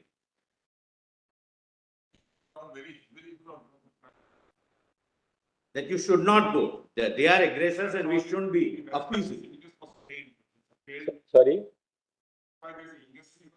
The illness slip, which we normally send to the courts. It was a Something like that. not filed as. That's what my learned friend is trying to. He was ready to go to Pakistan. The cabinet put its foot down that it can't be that they are aggressor and our prime minister goes crawling to Lahore to meet Jinnah. So now please see. 16/12/1947. Sardar Patel, I am at page 27, last date on that page. Sardar Patel issued a statement. Public has already received through the press and over the radio a fairly clear and detailed picture of the settlement. Your Lordships can come to only The highlighted portion, actually. underlying portion. Democratization of the administration, which has long been the keynote of Congress policy towards the state, has become a pressing problem since August 15. The princes themselves have in many cases begun to realize the spirit of times and have been gradually introducing measures in accord with that spirit. The progress has been in some states low, in other it has been swift, but everywhere it has been sure. Your Lordships can thereafter skip the rest. Last lines on this. Provincial administration in this process of unification and amelioration so that they may derive the full benefit of this great achievement. Then, white paper, I have just given the summary. Before the Constitution of India came into force, a Herculean task of unionization and democratization, ensuring local popular government in place of hereditary princes was going on. For the said process, instrument of accession and standstill agreements were signed. Thereafter, the policy was followed which involved merging the smaller states that were not seen by the government of India to be viable administrative units, either into neighboring provinces or with other princely states to create a princely union. It was felt that smaller states lacked resources to sustain their economies and support their growing populations, impose tax rules and other restrictions impeding free trade, and without integration, the economies of the states would collapse and anarchy would arise if the princes were unable to provide democracy and govern properly. Note, this was done despite the instrument of accession and despite assurances given by the State Department and Lord Mountbatten during the accession process. There were not promises held out, as in one of the judgments referred to, but that judgment is thereafter reconsidered. I'll come to that. That these promises after the Constitution of India comes into force have no meaning. It is the Constitution which is supreme and the only sovereign is we the people of India. There is a judgment on that. In December 47, princes from the East India Agency and Chhattisgarh Agency were summoned to an all-night meeting with Menon, where they were persuaded to sign merger agreements integrating their states into Odisha, the central provinces and Bihar. Thereafter, 66 states in Gujarat and Deccan were merged into Bombay, including large states of Kolhapur and Baroda. Other small states were merged into Madras, East Punjab, West Bengal, and United Provinces and Assam. 30 states of former Punjab Hill States Agency, which lay near the international border. Similarly, this continued to happen depending upon the geographical situation, but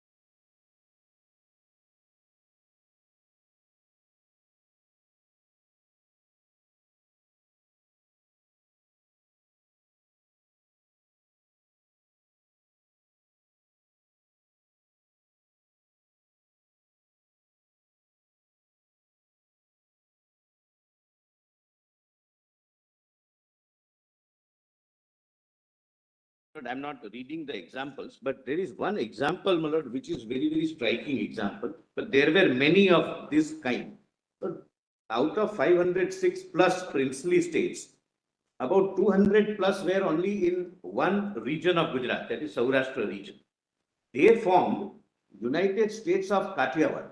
There was a separate country which functioned for some time and thereafter merged. But they signed a treaty of accession. Kindly have a look at the treaty of accession, page 30. The revised treaty of accession, revised instrument of accession. The purpose of my showing is this. Like Jammu and Kashmir, every princely state had put their own conditions. But eventually, one of the theory of Act of State and Article 363, that all treaties, etc., get subsumed in one document, namely the Constitution of India. Please see, my lord, page 30, the highlighted part, that all subjects except matters relating to taxation. That those princely states said that taxation will be our subject. You will not touch. The Union of India, the Dominion of India will not touch taxation. Please come to, my lord, page 31. After 3, the proviso. Does my lord get? Page 31, it is a part of this revised instrument of accession. Clause 3, proviso. My lord Justice Surya. Yes. Provided that nothing contained in the said list or in any other provision of the Act shall be deemed to empower the Dominion legislature to impose any tax or duty in the territories of the United States. United States means United States of Saurashtra. Or to prohibit the imposition of any duty or tax by the legislature of the United States in the said territories. Please come to, my lord, page 32. There are 2 clauses. This is to show every state had put their conditions. 7. Clause 7. This is again part of, my lord, the revised instrument of accession.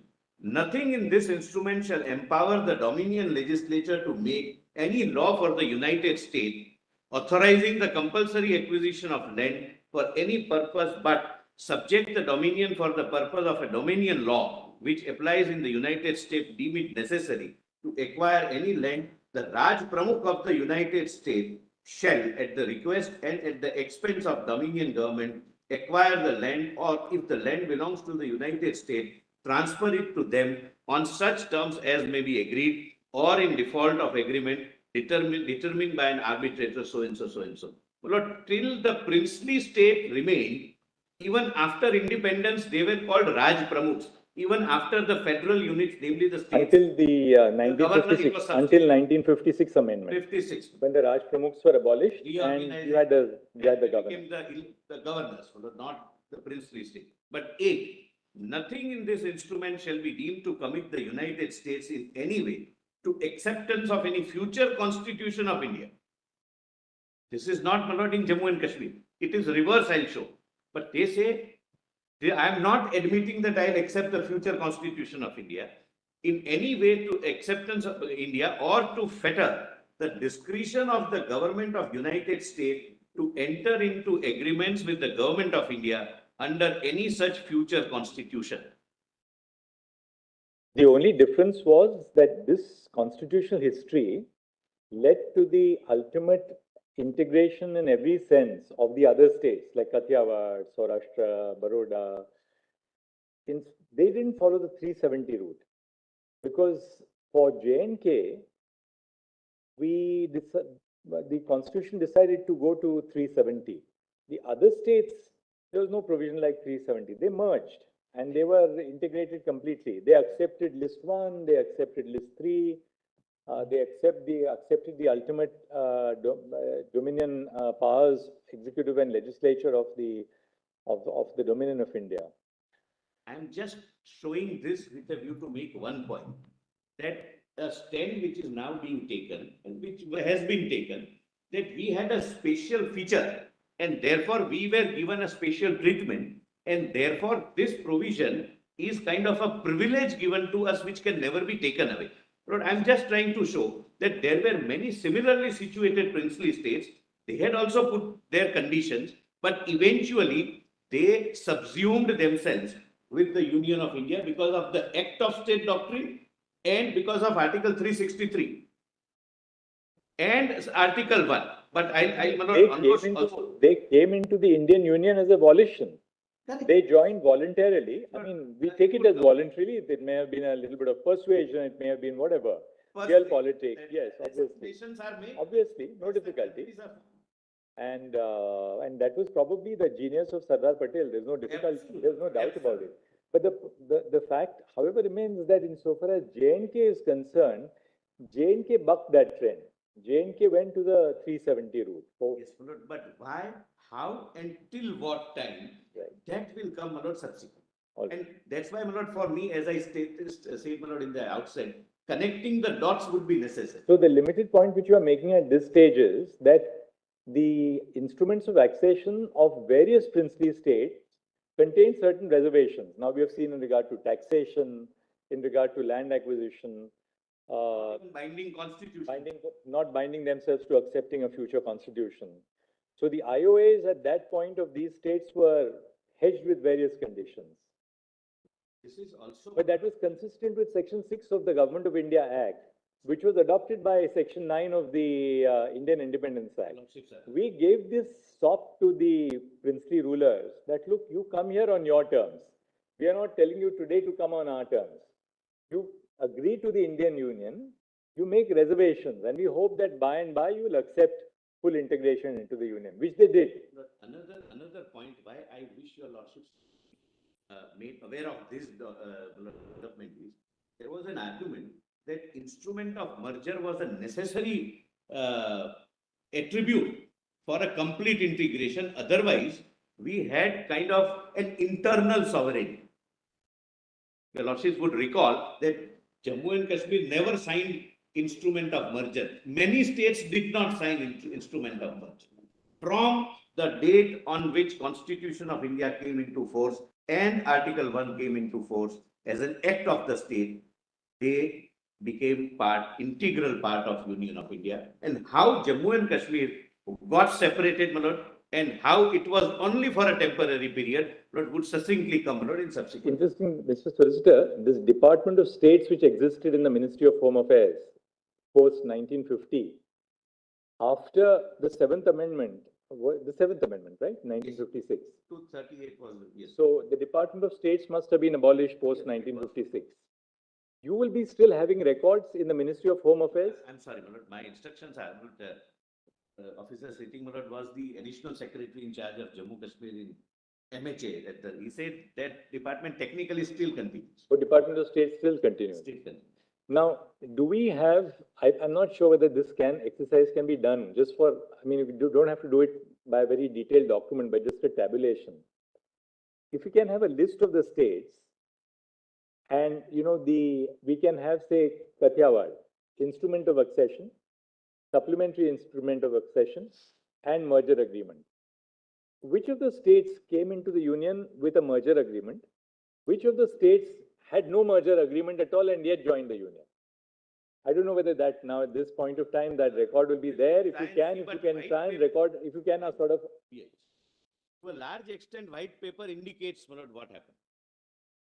I don't know if you have that record. I mean, how many out of these 562 who actually joined the Union of India, actually executed merger agreements?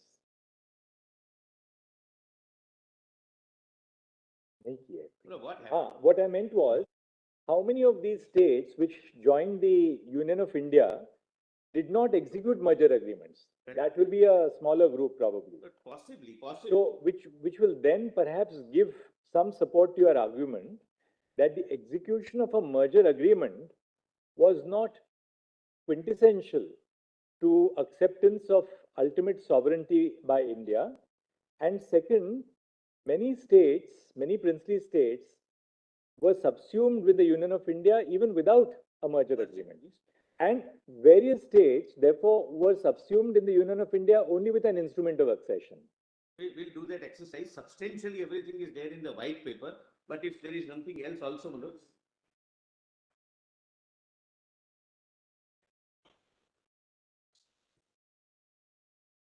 all 562 states, not India, what happened was there were small little principalities, small nawabs. They got They into were- the larger. We were just, in fact, Brother Suryakant was giving us a little bit of So the- backdrop about Punjab and Himachal. To integration with larger states, and then the larger one finally signed the instrument of merger. Right, but we were wondering, was it possible? Because, Mr. Sibal, what we want a little bit of just factual, I have understood, Malad. factual clarity, factual clarity. To the best That they may have, were there Indian states, we shouldn't call them princely states, because as Mr. Sibal says, some of the small Nawab, some the princes. We will have to say princely states, because Indian state would mean those which were Governors' under the provinces. sovereignty or suzerainty of British. British India. That's how it has They were the always been governor's like. provinces. That's right. No, but we just want to know this, We will, my lord, undertake. to, again, to sort of repeat two things. Which were the states which accepted completely to be subsumed within the Union of India without merger agreements, and followed only the IOA course and straight came into the Union of India? No such instance, with respect. The white paper which is part of the record. White paper issued by Sardar Patel. I'll not Ministry of State. formulate Gives it. the I have understood the question. Let me not. You know, Mr. Shankana, I just thought since the there is a, Defense list since the is Department wrong. of I have States, said this since in the my- Department of States exists even today, this is something, this will be, they might take a day or 2 days, but they will be able to do It it. would be, my lord, it would be done. That The table here with the states which have not entered into a merger, helping your point. Actually, if you want a list of states which have What is not the entered, source, what is the source of your table? it's from the white paper. white paper, there are inaccuracies, I'll put it that way. So there are states which did not accept the merger and yet became a part of the Indian Union. State of Mysore, state of Mysore, state of Saurashtra pre-independence, Madhya Bharat, Patiala and East Punjab. This is, And this is part from the white paper, there is a chart. we will, my lord, let's not, my lord, deviate from it. I have, my lord, taken the point. Your point is that there were other states, basically whether it was 2, 3, 4, 5, whatever. There were other states which did not sign the merger agreement. Apart from, Yes, there was nothing special which is being claimed. that's your point. I'm just- And second, that merger was such a sine qua non, without which you can never be an integral part of India, either under Article 1 or otherwise, or your special status must continue. But please, my lord. So in other words, Mr. Solicitor, to sort of paraphrase your submission, it's twofold. First, the expression of reservations in the instrument of accession was not unique to the instrument of accession which was executed by Maharaja Hari Singh. I couldn't put it that. To the execution of a merger agreement was not a sine qua non to be absorbed or become a part of the Indian Union. Indian. It's a twofold. Union of India. We got the point. So please come to para 30, to page 32 bottom, my notes. Note 1. The assertion of the petitioners that all others signed the instrument of merger except state of Jammu and Kashmir is false. Several states signed revised instruments of accession, including therein different conditions, etc. I have seen. Neither this process of integration, unionization, linear in its legal application, nor assurances or negotiations remained sacrosanct while framing the Constitution of India and making of this great nation as Union of India. There were states which did not sign revised instrument of accession or merger agreement also joined as part of Union of India. The same thing my lords were indicating. As and when such inclusion of the state took, their respect representative kept on being included in the Constituent Assembly and Schedule 1 kept on being amended, adding each state. Once the Constitution of India came into being on 26 January 50, all states mentioned in Schedule 1 being part of Union of India, losing their sovereignty, if any, which was an act of state, and this is how countries are formed. With coming into force of the Constitution of India, only the Constitution remained the supreme document vesting sovereignty in the people of India, and all other documents got subsumed in one sacred document, that is the Constitution of India. Thereafter, no princely state has successfully asserted its claim based upon any previous document, be it instrument of accession, revised instrument of accession, or merger agreements. The princely states also retain their right to not commit to the future constitution. However, the application of Indian constitution through Article 1 was not dependent upon the same. Two, my lord, your lordships can skip. Kindly come to, my lord, page 34. My learnation want me to read. The instrument of accession had its source in section 5 and 6 of the Government of India Act. I'm sorry, my learnation is right, I should have. There is no statutory source of merger agreements, and they were only signed in some cases as a result of negotiations between some states and Dominion of India. It seems, but it's more because of binding the princely state not to go back from its word that they were signed. It doesn't have any statutory source like instrument of accession. Then note 34. 4/11/48, the draft constitution was introduced in the Constituent Assembly.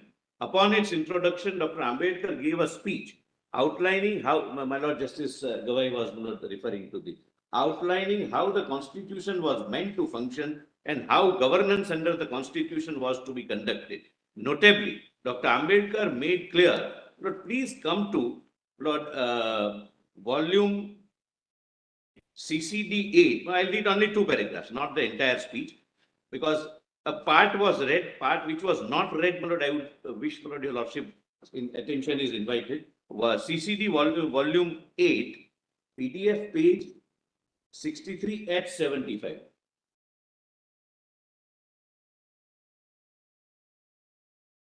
Documents volume?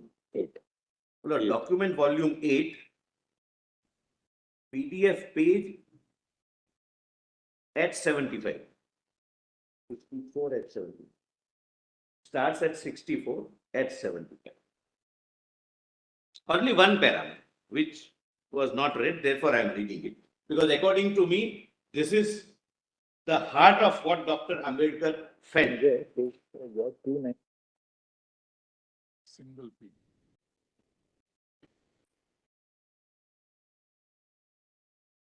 2936.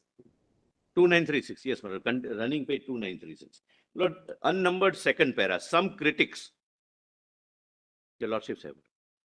Some critics have taken objection to the description of India in Article 1 of the draft constitution as a union of states.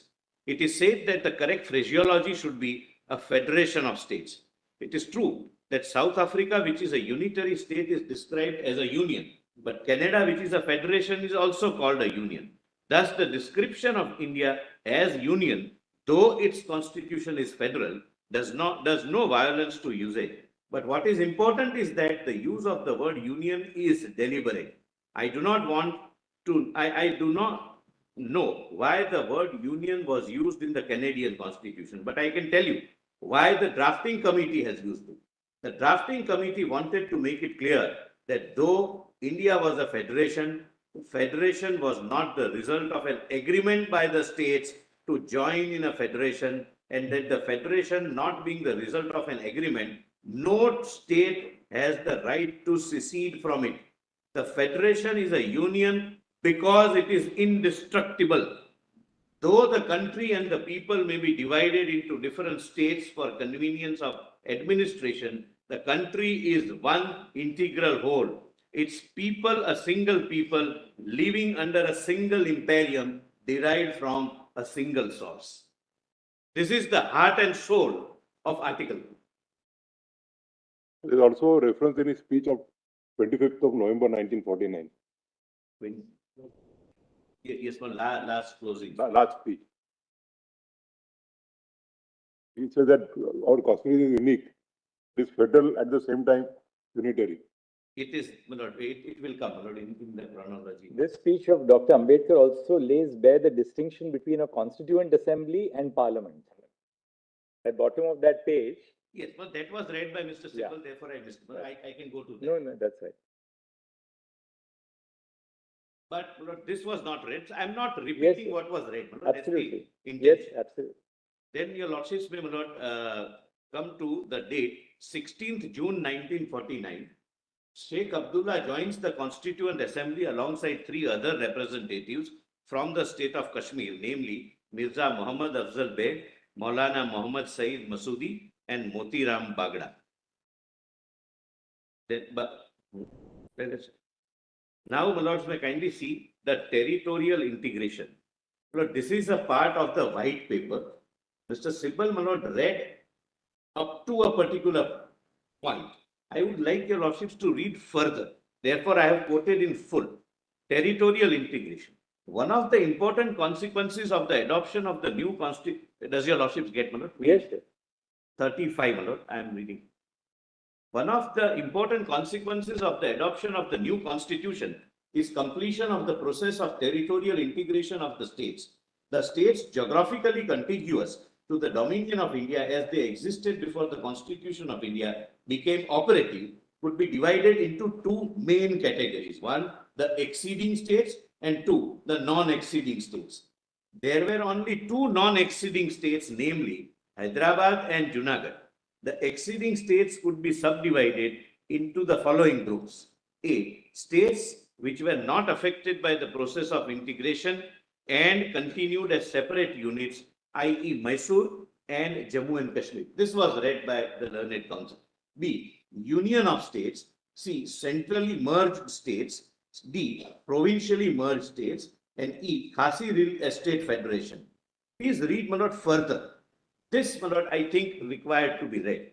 Under the new constitution, all the constituent units, this is new constitution, Article 1, Schedule 1. Under the new constitution, all constituent units, both provinces and states, the later term includes non-exceeding states, have to be classified into three classes. That is Part A states, which correspond to the former governance provinces, directly under sovereignty or suzerainty. Part B state, which comprises the unions of states and the states of Hyderabad, Mysore, and Jammu and Kashmir.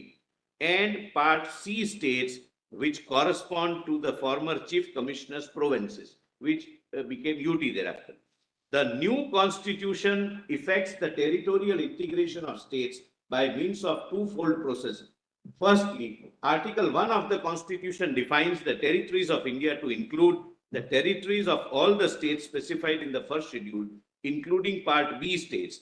This is an important departure from the scheme embodied in the Act of 1935, in that while Section 311(1) of that Act defined India to include British India together with all territories of Indian rulers, the Act did not define territories of Indian Federation. Secondly, please note this, my lord. Secondly, with the inauguration of the new constitution, the merged states have lost all vestige of existence as separate entities. That is, my lord, first schedule to the constitution. My lord, thereafter, your lordships can, my lord, skip. Your lordships may come to, my lord, 8.849.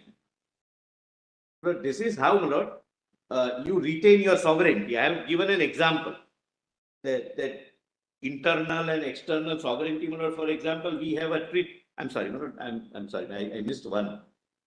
July 49, my lord. Kindly see, my lord, July 49.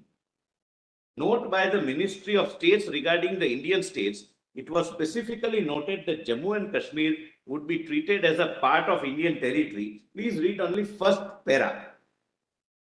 This note was before the Constituent Assembly. We have checked it. The government of India have considered the matter in its various aspects and are of the opinion that in view of the present peculiar situation in respect of Jammu and Kashmir state, it is desirable that the accession of the state should be continued on the existing basis till the state could be brought to the level of other states.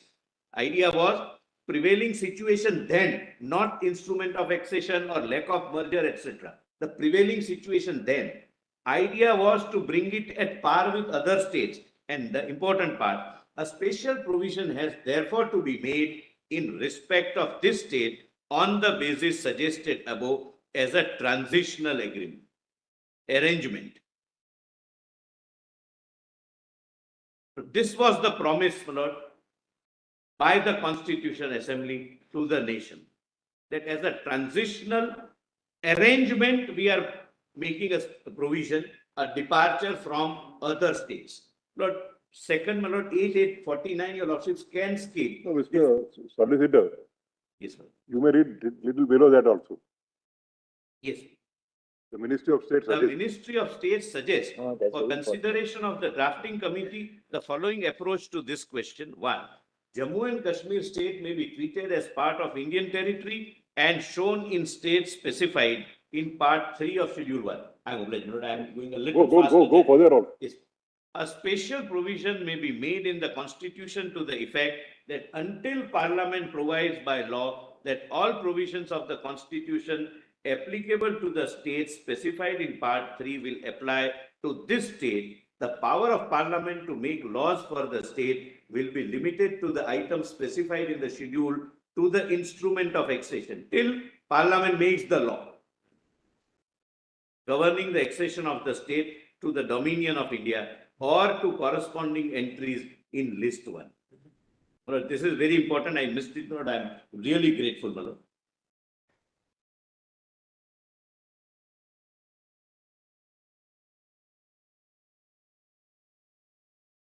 Then, my lord, 8849 is just an example how to retain your sovereignty. That is, my lord, Bhutan. Bhutan has a treaty with us. Contemporaneously signed, my lord, in 4750, my lord, that is 8849, where, my lord, in external affairs, India has suzerainty. We don't have sovereignty. They are sovereign, but, my lord, we have the 12-10-49. In a speech to the Constituent Assembly, Sardar Patel stated that although the initial policy of the government was to permit states to have a separate constitutions, this idea had now been dropped as a legacy from the rulers and the polity, and that in a people's polity, there was no scope for variegated constitutional patterns. We therefore discussed this matter with the premiers of various unions. Unions means the princely states or association kind of a thing, and decided with their concurrence that the constitution of the state should also form an integral part of the Constitution of India. The natural implication of this statement is twofold, that Article 370 was of a temporary nature, and that it was meant to last only until the disturbed situation in Jammu and Kashmir was normalized. Now, my lord, is interesting. Draft Article 306, Gopala Swami Iyengar had discussed the position of draft Article 370 in detail with Pandit Nehru before his departure to United States. My lord, generally speaking, when we go through, my lord, Gopala Swami takes the line which Pandit Nehru wants him to take. My lord, and there is some difference of views between Sardar Patel and Nehru on this issue, principled differences. However, there was strong opposition in the Indian National Congress for giving any special provision. The same has been noted as under in my reminiscences of Sardar Patel by Vishnu Shankar. Lord, Vishnu Shankar was the principal secretary to Sardar. He was secretary within Becket Kashmir in those days and rose to become the cabinet secretary. Lord, his version is considered to be one of the authentic versions of what transpired during that period. Please read, my lord, what he says. In the party, there was a strong body of opinion which looked askance at any suggestion of discrimination between Jammu and Kashmir state and other states as members of the future Indian Union, and was not prepared to go beyond certain limits in providing for the special position of Jammu and Kashmir. Sardar was himself fully in accord with this opinion, but due to his usual policy of not standing in the way of Pandit Nehru and Gopala Swami Iyengar, who sorted out problems in their own light, he had kept his own views in the background. In fact, he had not taken any part in framing the draft proposals, with the result that he heard the proposals only when Gopala Swami Iyengar announced them in the to the Congress party. The announcement was followed by a storm of angry protest from all sides, and Gopala Swami Iyengar found himself a lone defender with Maulana Abul Kalam Azad, an ineffective supporter. Metaphorically, the situation may be succinctly described by saying that both Gopala Swami Iyengar and his proposal were torn to pieces by the party. Now, J&K was included in Part 3 states under Article 1, and its territories were defined as the territory which comprised of the corresponding Indian state immediately before the commencement of the constitution. Lord, then, my Lord, I have given the list, your lordships can skip. Please come to 15-10-49. 4 seats were allocated in the Constituent Assembly to Kashmir. The debate is quoted as under. My Lord, please come to page 39, somewhere in the after the figures. The foregoing paragraphs have dealt with changes in the numerical strength of the Constituent Assembly and in its representative character. That was, however, a series of changes of a different kind in the representation accorded to the Indian states which deserve separate mention. While the Constituent Assembly was in session holding its deliberations between December 46 and November 49, many of the smaller states were merged in provinces. Many others were united to form United Union of States, and some were directly administered by the center as chief commissioners provinces. These changes necessarily called for a readjustment of representation of states from time to time. The general plan adopted was as follows. The states were merged in provinces. The Speaker of the Legislative Assembly of the province was authorized to hold elections and by-elections wherever necessary and notify the person or persons elected or nominated. 2. Where the states were united to form United Union of States like United States of Kathiawar, and in case of Hyderabad, Mysore and Jammu and Kashmir, the Raj Pramukh or the ruler of the state was entrusted with this function of selecting, not obviously but not electing. And 3, in case of states constituted into chief commissioners provinces, this function was entrusted to the chief commissioners. So far as allocation is concerned. Now kindly come to the next. But this is a very, very important letter, my lord, in my respectful submission and from my perspective. 16-10-1949. On the evening of introduction of draft Article 306A, that is erstwhile 370, after Gopala Swami Iyengar shared the draft of the article, Sardar Patel wrote a scathing letter to him, making his position clear as under. My dear Gopala Swami, thank you for your letter dated so-and-so, which I received only this afternoon on my return from Constituent Assembly. I find there are some substantial changes over the original draft, particularly in regard to applicability of fundamental rights and directive principles of state policy. You can yourself realize the anomaly of the state becoming a part of India and at the same time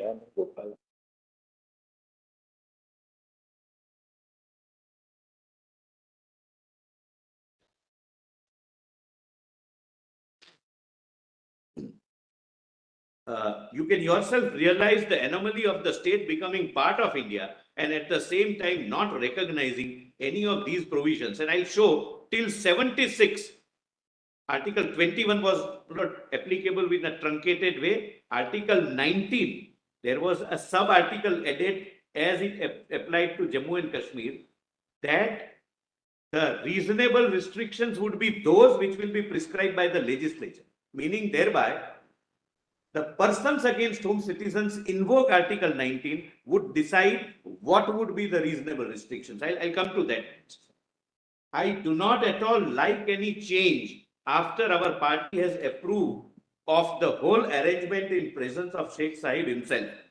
Whenever Sheikh Sahib wishes to back out, he always confronts us with his duty to the people. Of course, he owes no duty to India or to the Indian government, or even on a personal basis to you and the Prime Minister, who have gone all out to accommodate him. In these circumstances, any question of my approval does not arise. If you feel it is the right thing to do, you can go ahead. Clear. No ambiguity, no. Then, my lord, next date. Then, my lord, Jammu and Kashmir was, my lord, received 4 representatives. Then, my lord, 7. I am on page 40. Yes, 17/10/1949. Draft Article 306A, which is the present Article 370, was debated in the Constituent Assembly. Gopalaswamy Iyengar, who was chiefly involved in the drafting of Article 370, gave a speech in which he stated that regard to the accession of the state, that, kindly see, my lord, only the highlighted part, as the House is also aware, not at page 42, as the House is also aware, instrument of accession will be a thing of the past in the new constitution. The states have been integrated with the Federal Republic in such a manner that they do not have to exceed or execute a document of accession for the purpose of becoming units of the Republic. Please mark this one. But they are mentioned in the constitution itself, and in case of practically all states other than the state of Jammu and Kashmir, their constitutions also have been embodied in the constitution for the whole of India. All those other states have agreed to integrate themselves in that way and accept the constitution provided. Maulana Hasrat Mohani, why this discrimination, please? But just pausing here for a minute so that the debate doesn't get boring. Maulana Hasrat Mohani was an eminent Urdu lyricist of his time. And if all of us, most of us have heard, Chupke Chupke Raat Din Aansu Bahana Yaad Hai. That is by Maulana Hasrat Mohani. I don't want to sing it. I know my limitations, and I'll spare all of you on the lightest. Then, my lord, but there are several good lyrics, good Urdu ghazals and nazams written by Maulana Hasrat Mohani. Yes, yes. The question is very important. That why are you discriminating from people of one state and people of other? And your lordships would be shocked when I show the discrimination. We have analyzed, my lord, how the provisions were selectively picked up, modified and applied to one state. And I am not saying that my power is taken away or state's power is taken away. So far, the residents of Jammu and Kashmir were being deprived of what I will show to your lordship. Till 5th of August 2009. The Honorable Sri N. Gopalaswamy Iyengar, he replies, the discrimination is due to special conditions of Kashmir. That particular state is not yet ripe for this kind of integration. It is the hope of everyone here that in due course, even Jammu and Kashmir will become ripe for the same sort of integration as has taken place in case of other states. Cheers. At present, it is not possible to achieve that integration. There are various reasons why this is not possible now. I shall refer again to this later. Please note this, my lord. Then after acceptance of 370, V. Shankar expressed his disappointment at the passing of the special provision. Sardar Patel summoned him to lunch. The description of the said meeting in my Reminiscences of Sardar by Vishnu Shankar is as under. His principal secretary, who was Secretary Jammu and Kashmir and became the Cabinet Secretary. Please note, my lord, read one by one, my lord, beautiful words. As soon as I was seated, Sardar spoke. So you are annoyed with me for having accepted Gopalaswamy's formula. I queried that if he felt that way, why did he not indicate his mind earlier? He said, I was, see the maturity of the man and the statesmanship. I was deeply concerned at the situation. Gopalaswamy had acted under Panditji's advice. If Jawaharlal were here, we could have had it out of him. But how could I do so with Gopalaswamy, who was only acting under orders? If I did, people would have said that I was taking revenge on his confidence when he was away. Gopalaswamy had appealed to me for help. How could I have let him down in absence of his chief? Since my Prime Minister is not present, I'll not let him down since my Prime Minister is out of the country. I then asked why he had let down the country and other states whose constituent assemblies had been scrapped in accordance with his advice and policy. He conceded the validity of the criticism but pointed out the delicate international position of the state and the issue of its relationship with India. We felt that the present situation had to be tied over without giving up the eventuality, and this had been done under the formula. Please note this, my lord, this only Sardar could have spoken. And now, my lord, it has proved to be, my lord, prophetic. He said that after all, neither Sheikh Abdullah nor Gopala Swami was permanent. The future would depend on the strength and guts of the Indian government. This is not a political. And if we cannot have confidence in our strength, we do not deserve to exist as a nation. If I may just seek the permission of the learned solicitor general, we were all told on 3rd of July to file all documents. Again, my lord, Nothing would be filed thereafter. Continuous This is administrative date. Mr. Sri Singh, who were given, all of who were given. Mr. Singh, let him continue. I mean, what's, this we've side heard patient. you. Uncomfortable. No, when your side argued, there was no interruption from either the attorney or the solicitor. My lord, many of them provided additional documents, But, additional judgments. We never objected. Mr. These are well established, these are well known. Why such sensitivity over some statement which comes Because no, may not be palatable? Also, Mr. Singh, the Mr. Singh, equally we know that when we decide the matter, we have to give primary importance to primary sources, Yes. such as the statutes, the instruments of accession. These are other documents which he is relying on to the extent to. Nurani was not even born when all this happened. It's extract put in a list of dates. I did object to Nurani, it's a one-sided No, picture. your nodal counsel argued that he received it Sunday evening. I'm sorry. Your nodal counsel, he agreed in the morning that he received it long back, but he did not circulate it amongst you. On Sunday, last Sunday. I'm saying that there are extracts from a book in a list of dates. The book is not on record. It's not a document before your lordship. We'll give you copies of the book. That's not the point. I mean, this can just keep getting enlarged. I'm only saying that let's stick to the record. We were Lord, if told- AG Nurani can be read, even a newspaper can be read. I'm sorry, I'm saying this with seriousness. I have read AG Nurani. It is a one-sided. But we didn't object. That's all right, Mr. The solicitor, you don't have to go that far. No, my lord, I'm on page 40. Mr. Singh, all that this really indicates, it's not like, conclusive evidentiary material. Yes. This is used to demonstrate that there were different points of view, different perspectives which were flowing in at that time.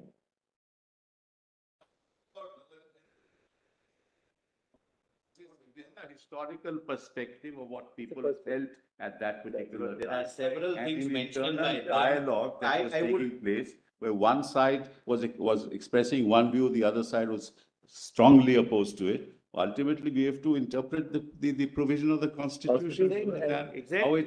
How this all came about, This that's is all an that we are. end of concerned. Even you also referred to certain I documents. mind whether this going on, but I mean, That's all right. These documents give us some That's right. air of the background, I- of different perspectives to the Lord, background. Several new facts were stated. I didn't object because I didn't want to trivialize the dialogue. This is the Mr. constitution bench we are Solicitor, asking. please proceed. So kindly come to page 44. If I not can be read in this. Yes, sir. Lord, 43 bottom. In the course of discussions regarding federalism in India during the Constituent Assembly, Jaspat Roy Kapoor, representing United Provinces, commented, I only wish that Kashmir should also. So have you are reading page? 44. Page 43, last date, my lord. This is Constituent Assembly debates, CCD, my lord, document volume 8, PDF, my lord. I've quoted for your lordship's easy reference. Just put back.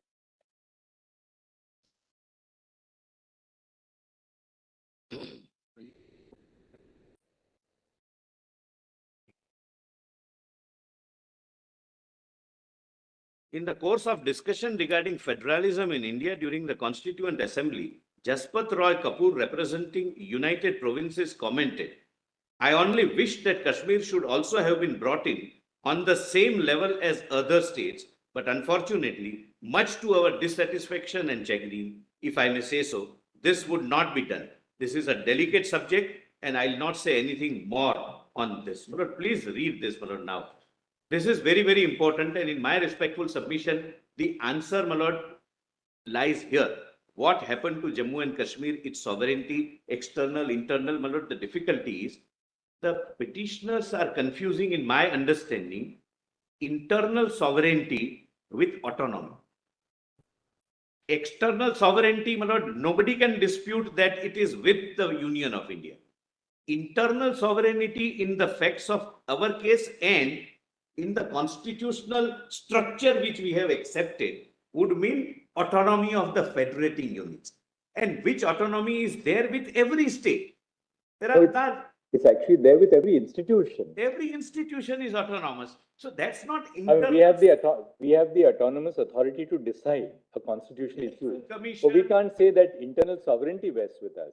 Yes. We are an independent autonomous institution under the They are constitution. confusing the word autonomy with internal sovereignty. There is no internal sovereignty. Except that, Mr. Solicitor, to paraphrase their argument fairly, what they are saying that, look, we gave up external sovereignty, there's no doubt about it. They say that we have acceded to the Indian Union, that's irrevocable.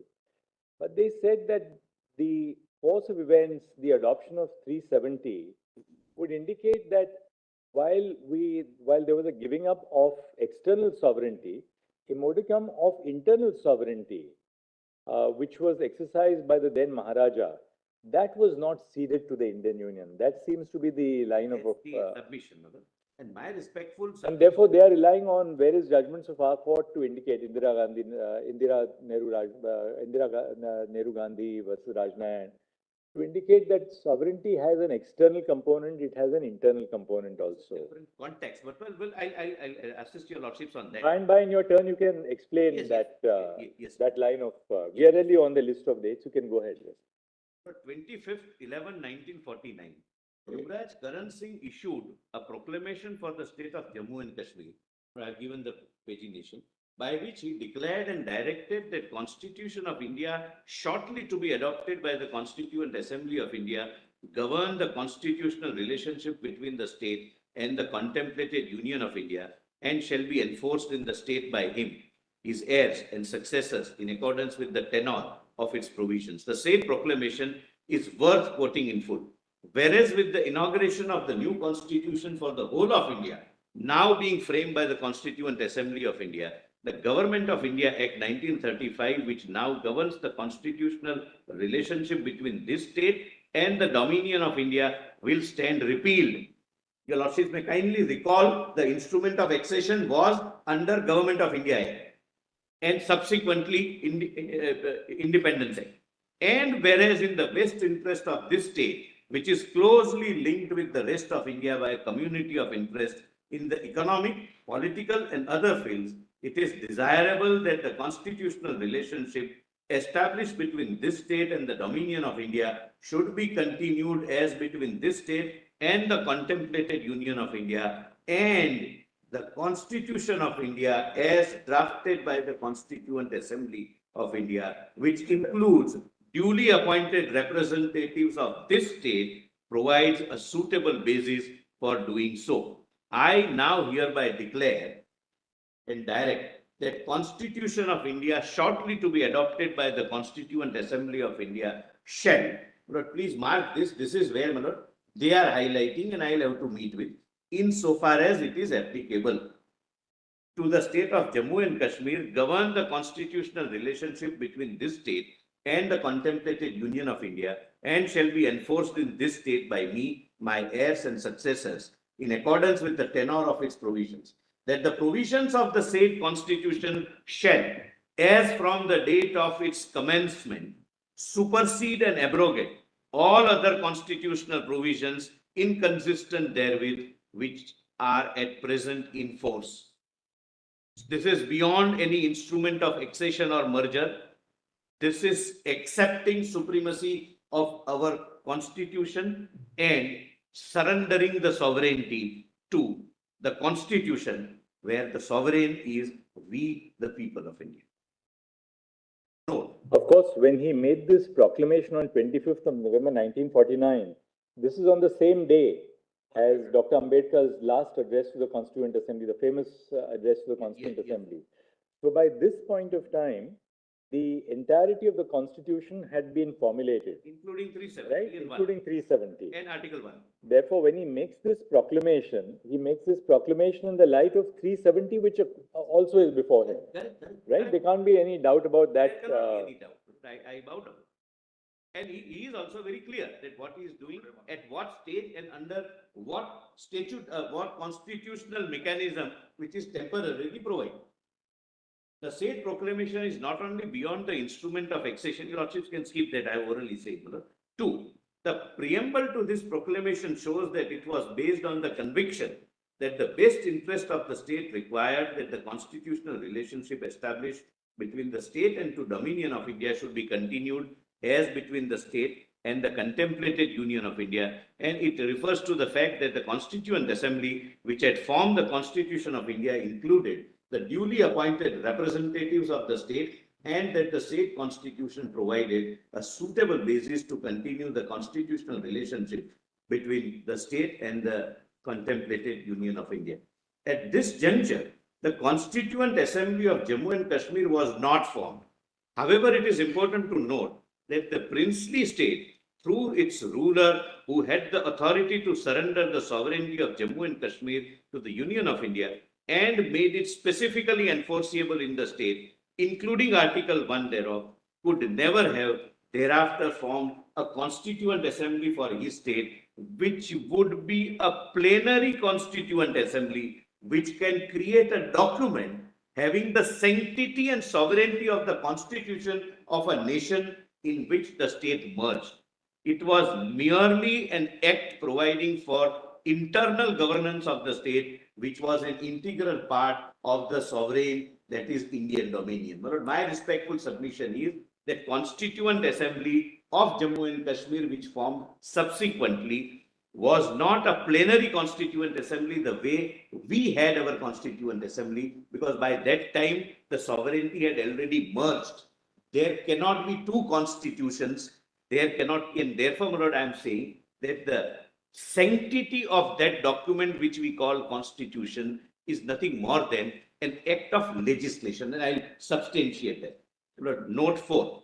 This furthers the point that the words Constituent Assembly in Article 370, sub-Article 3, can be read only as Legislative Assembly, even without the aid of Article 367. Apart from this, Solicitor, this will require a little clarification.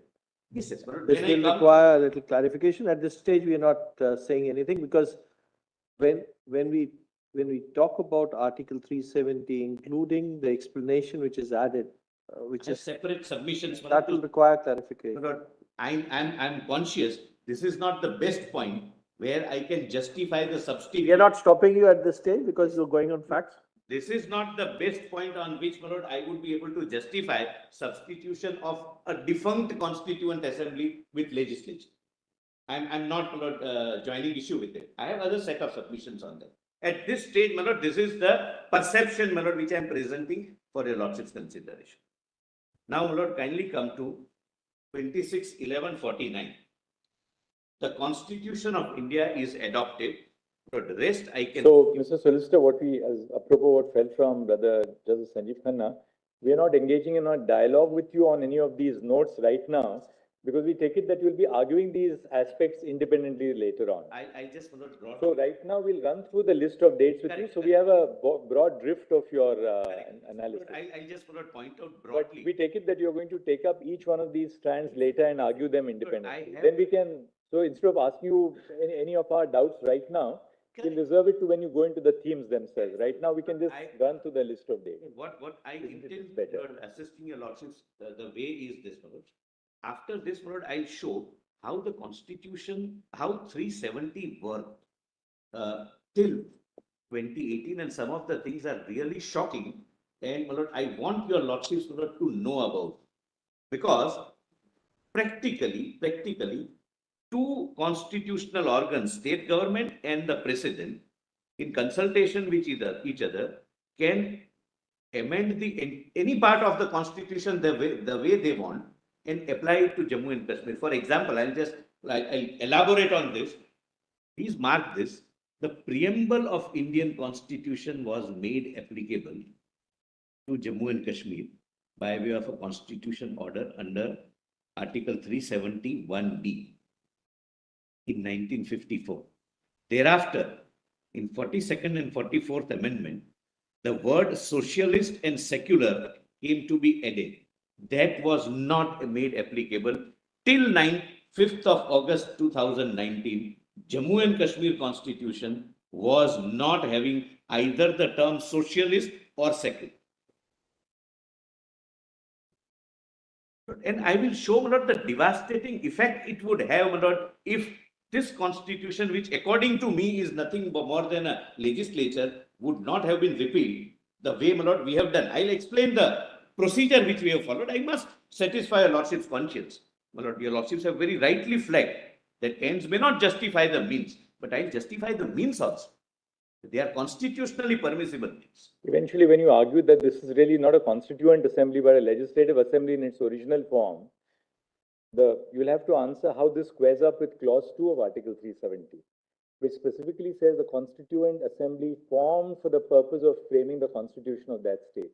Correct. I have to answer. That is because there's a textual answer which may militate against your line of approach on that. Yes. Anyway, we'll discuss that later on because. Kindly come to my lord, page 47.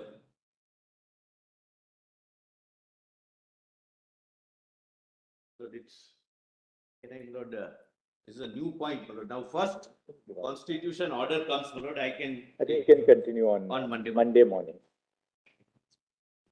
Well, since your lordship is hearing this matter on Monday, we had some commitments. Your lordship will pardon me for some. Certainly, not to be yes, there, of course. But I didn't know about this.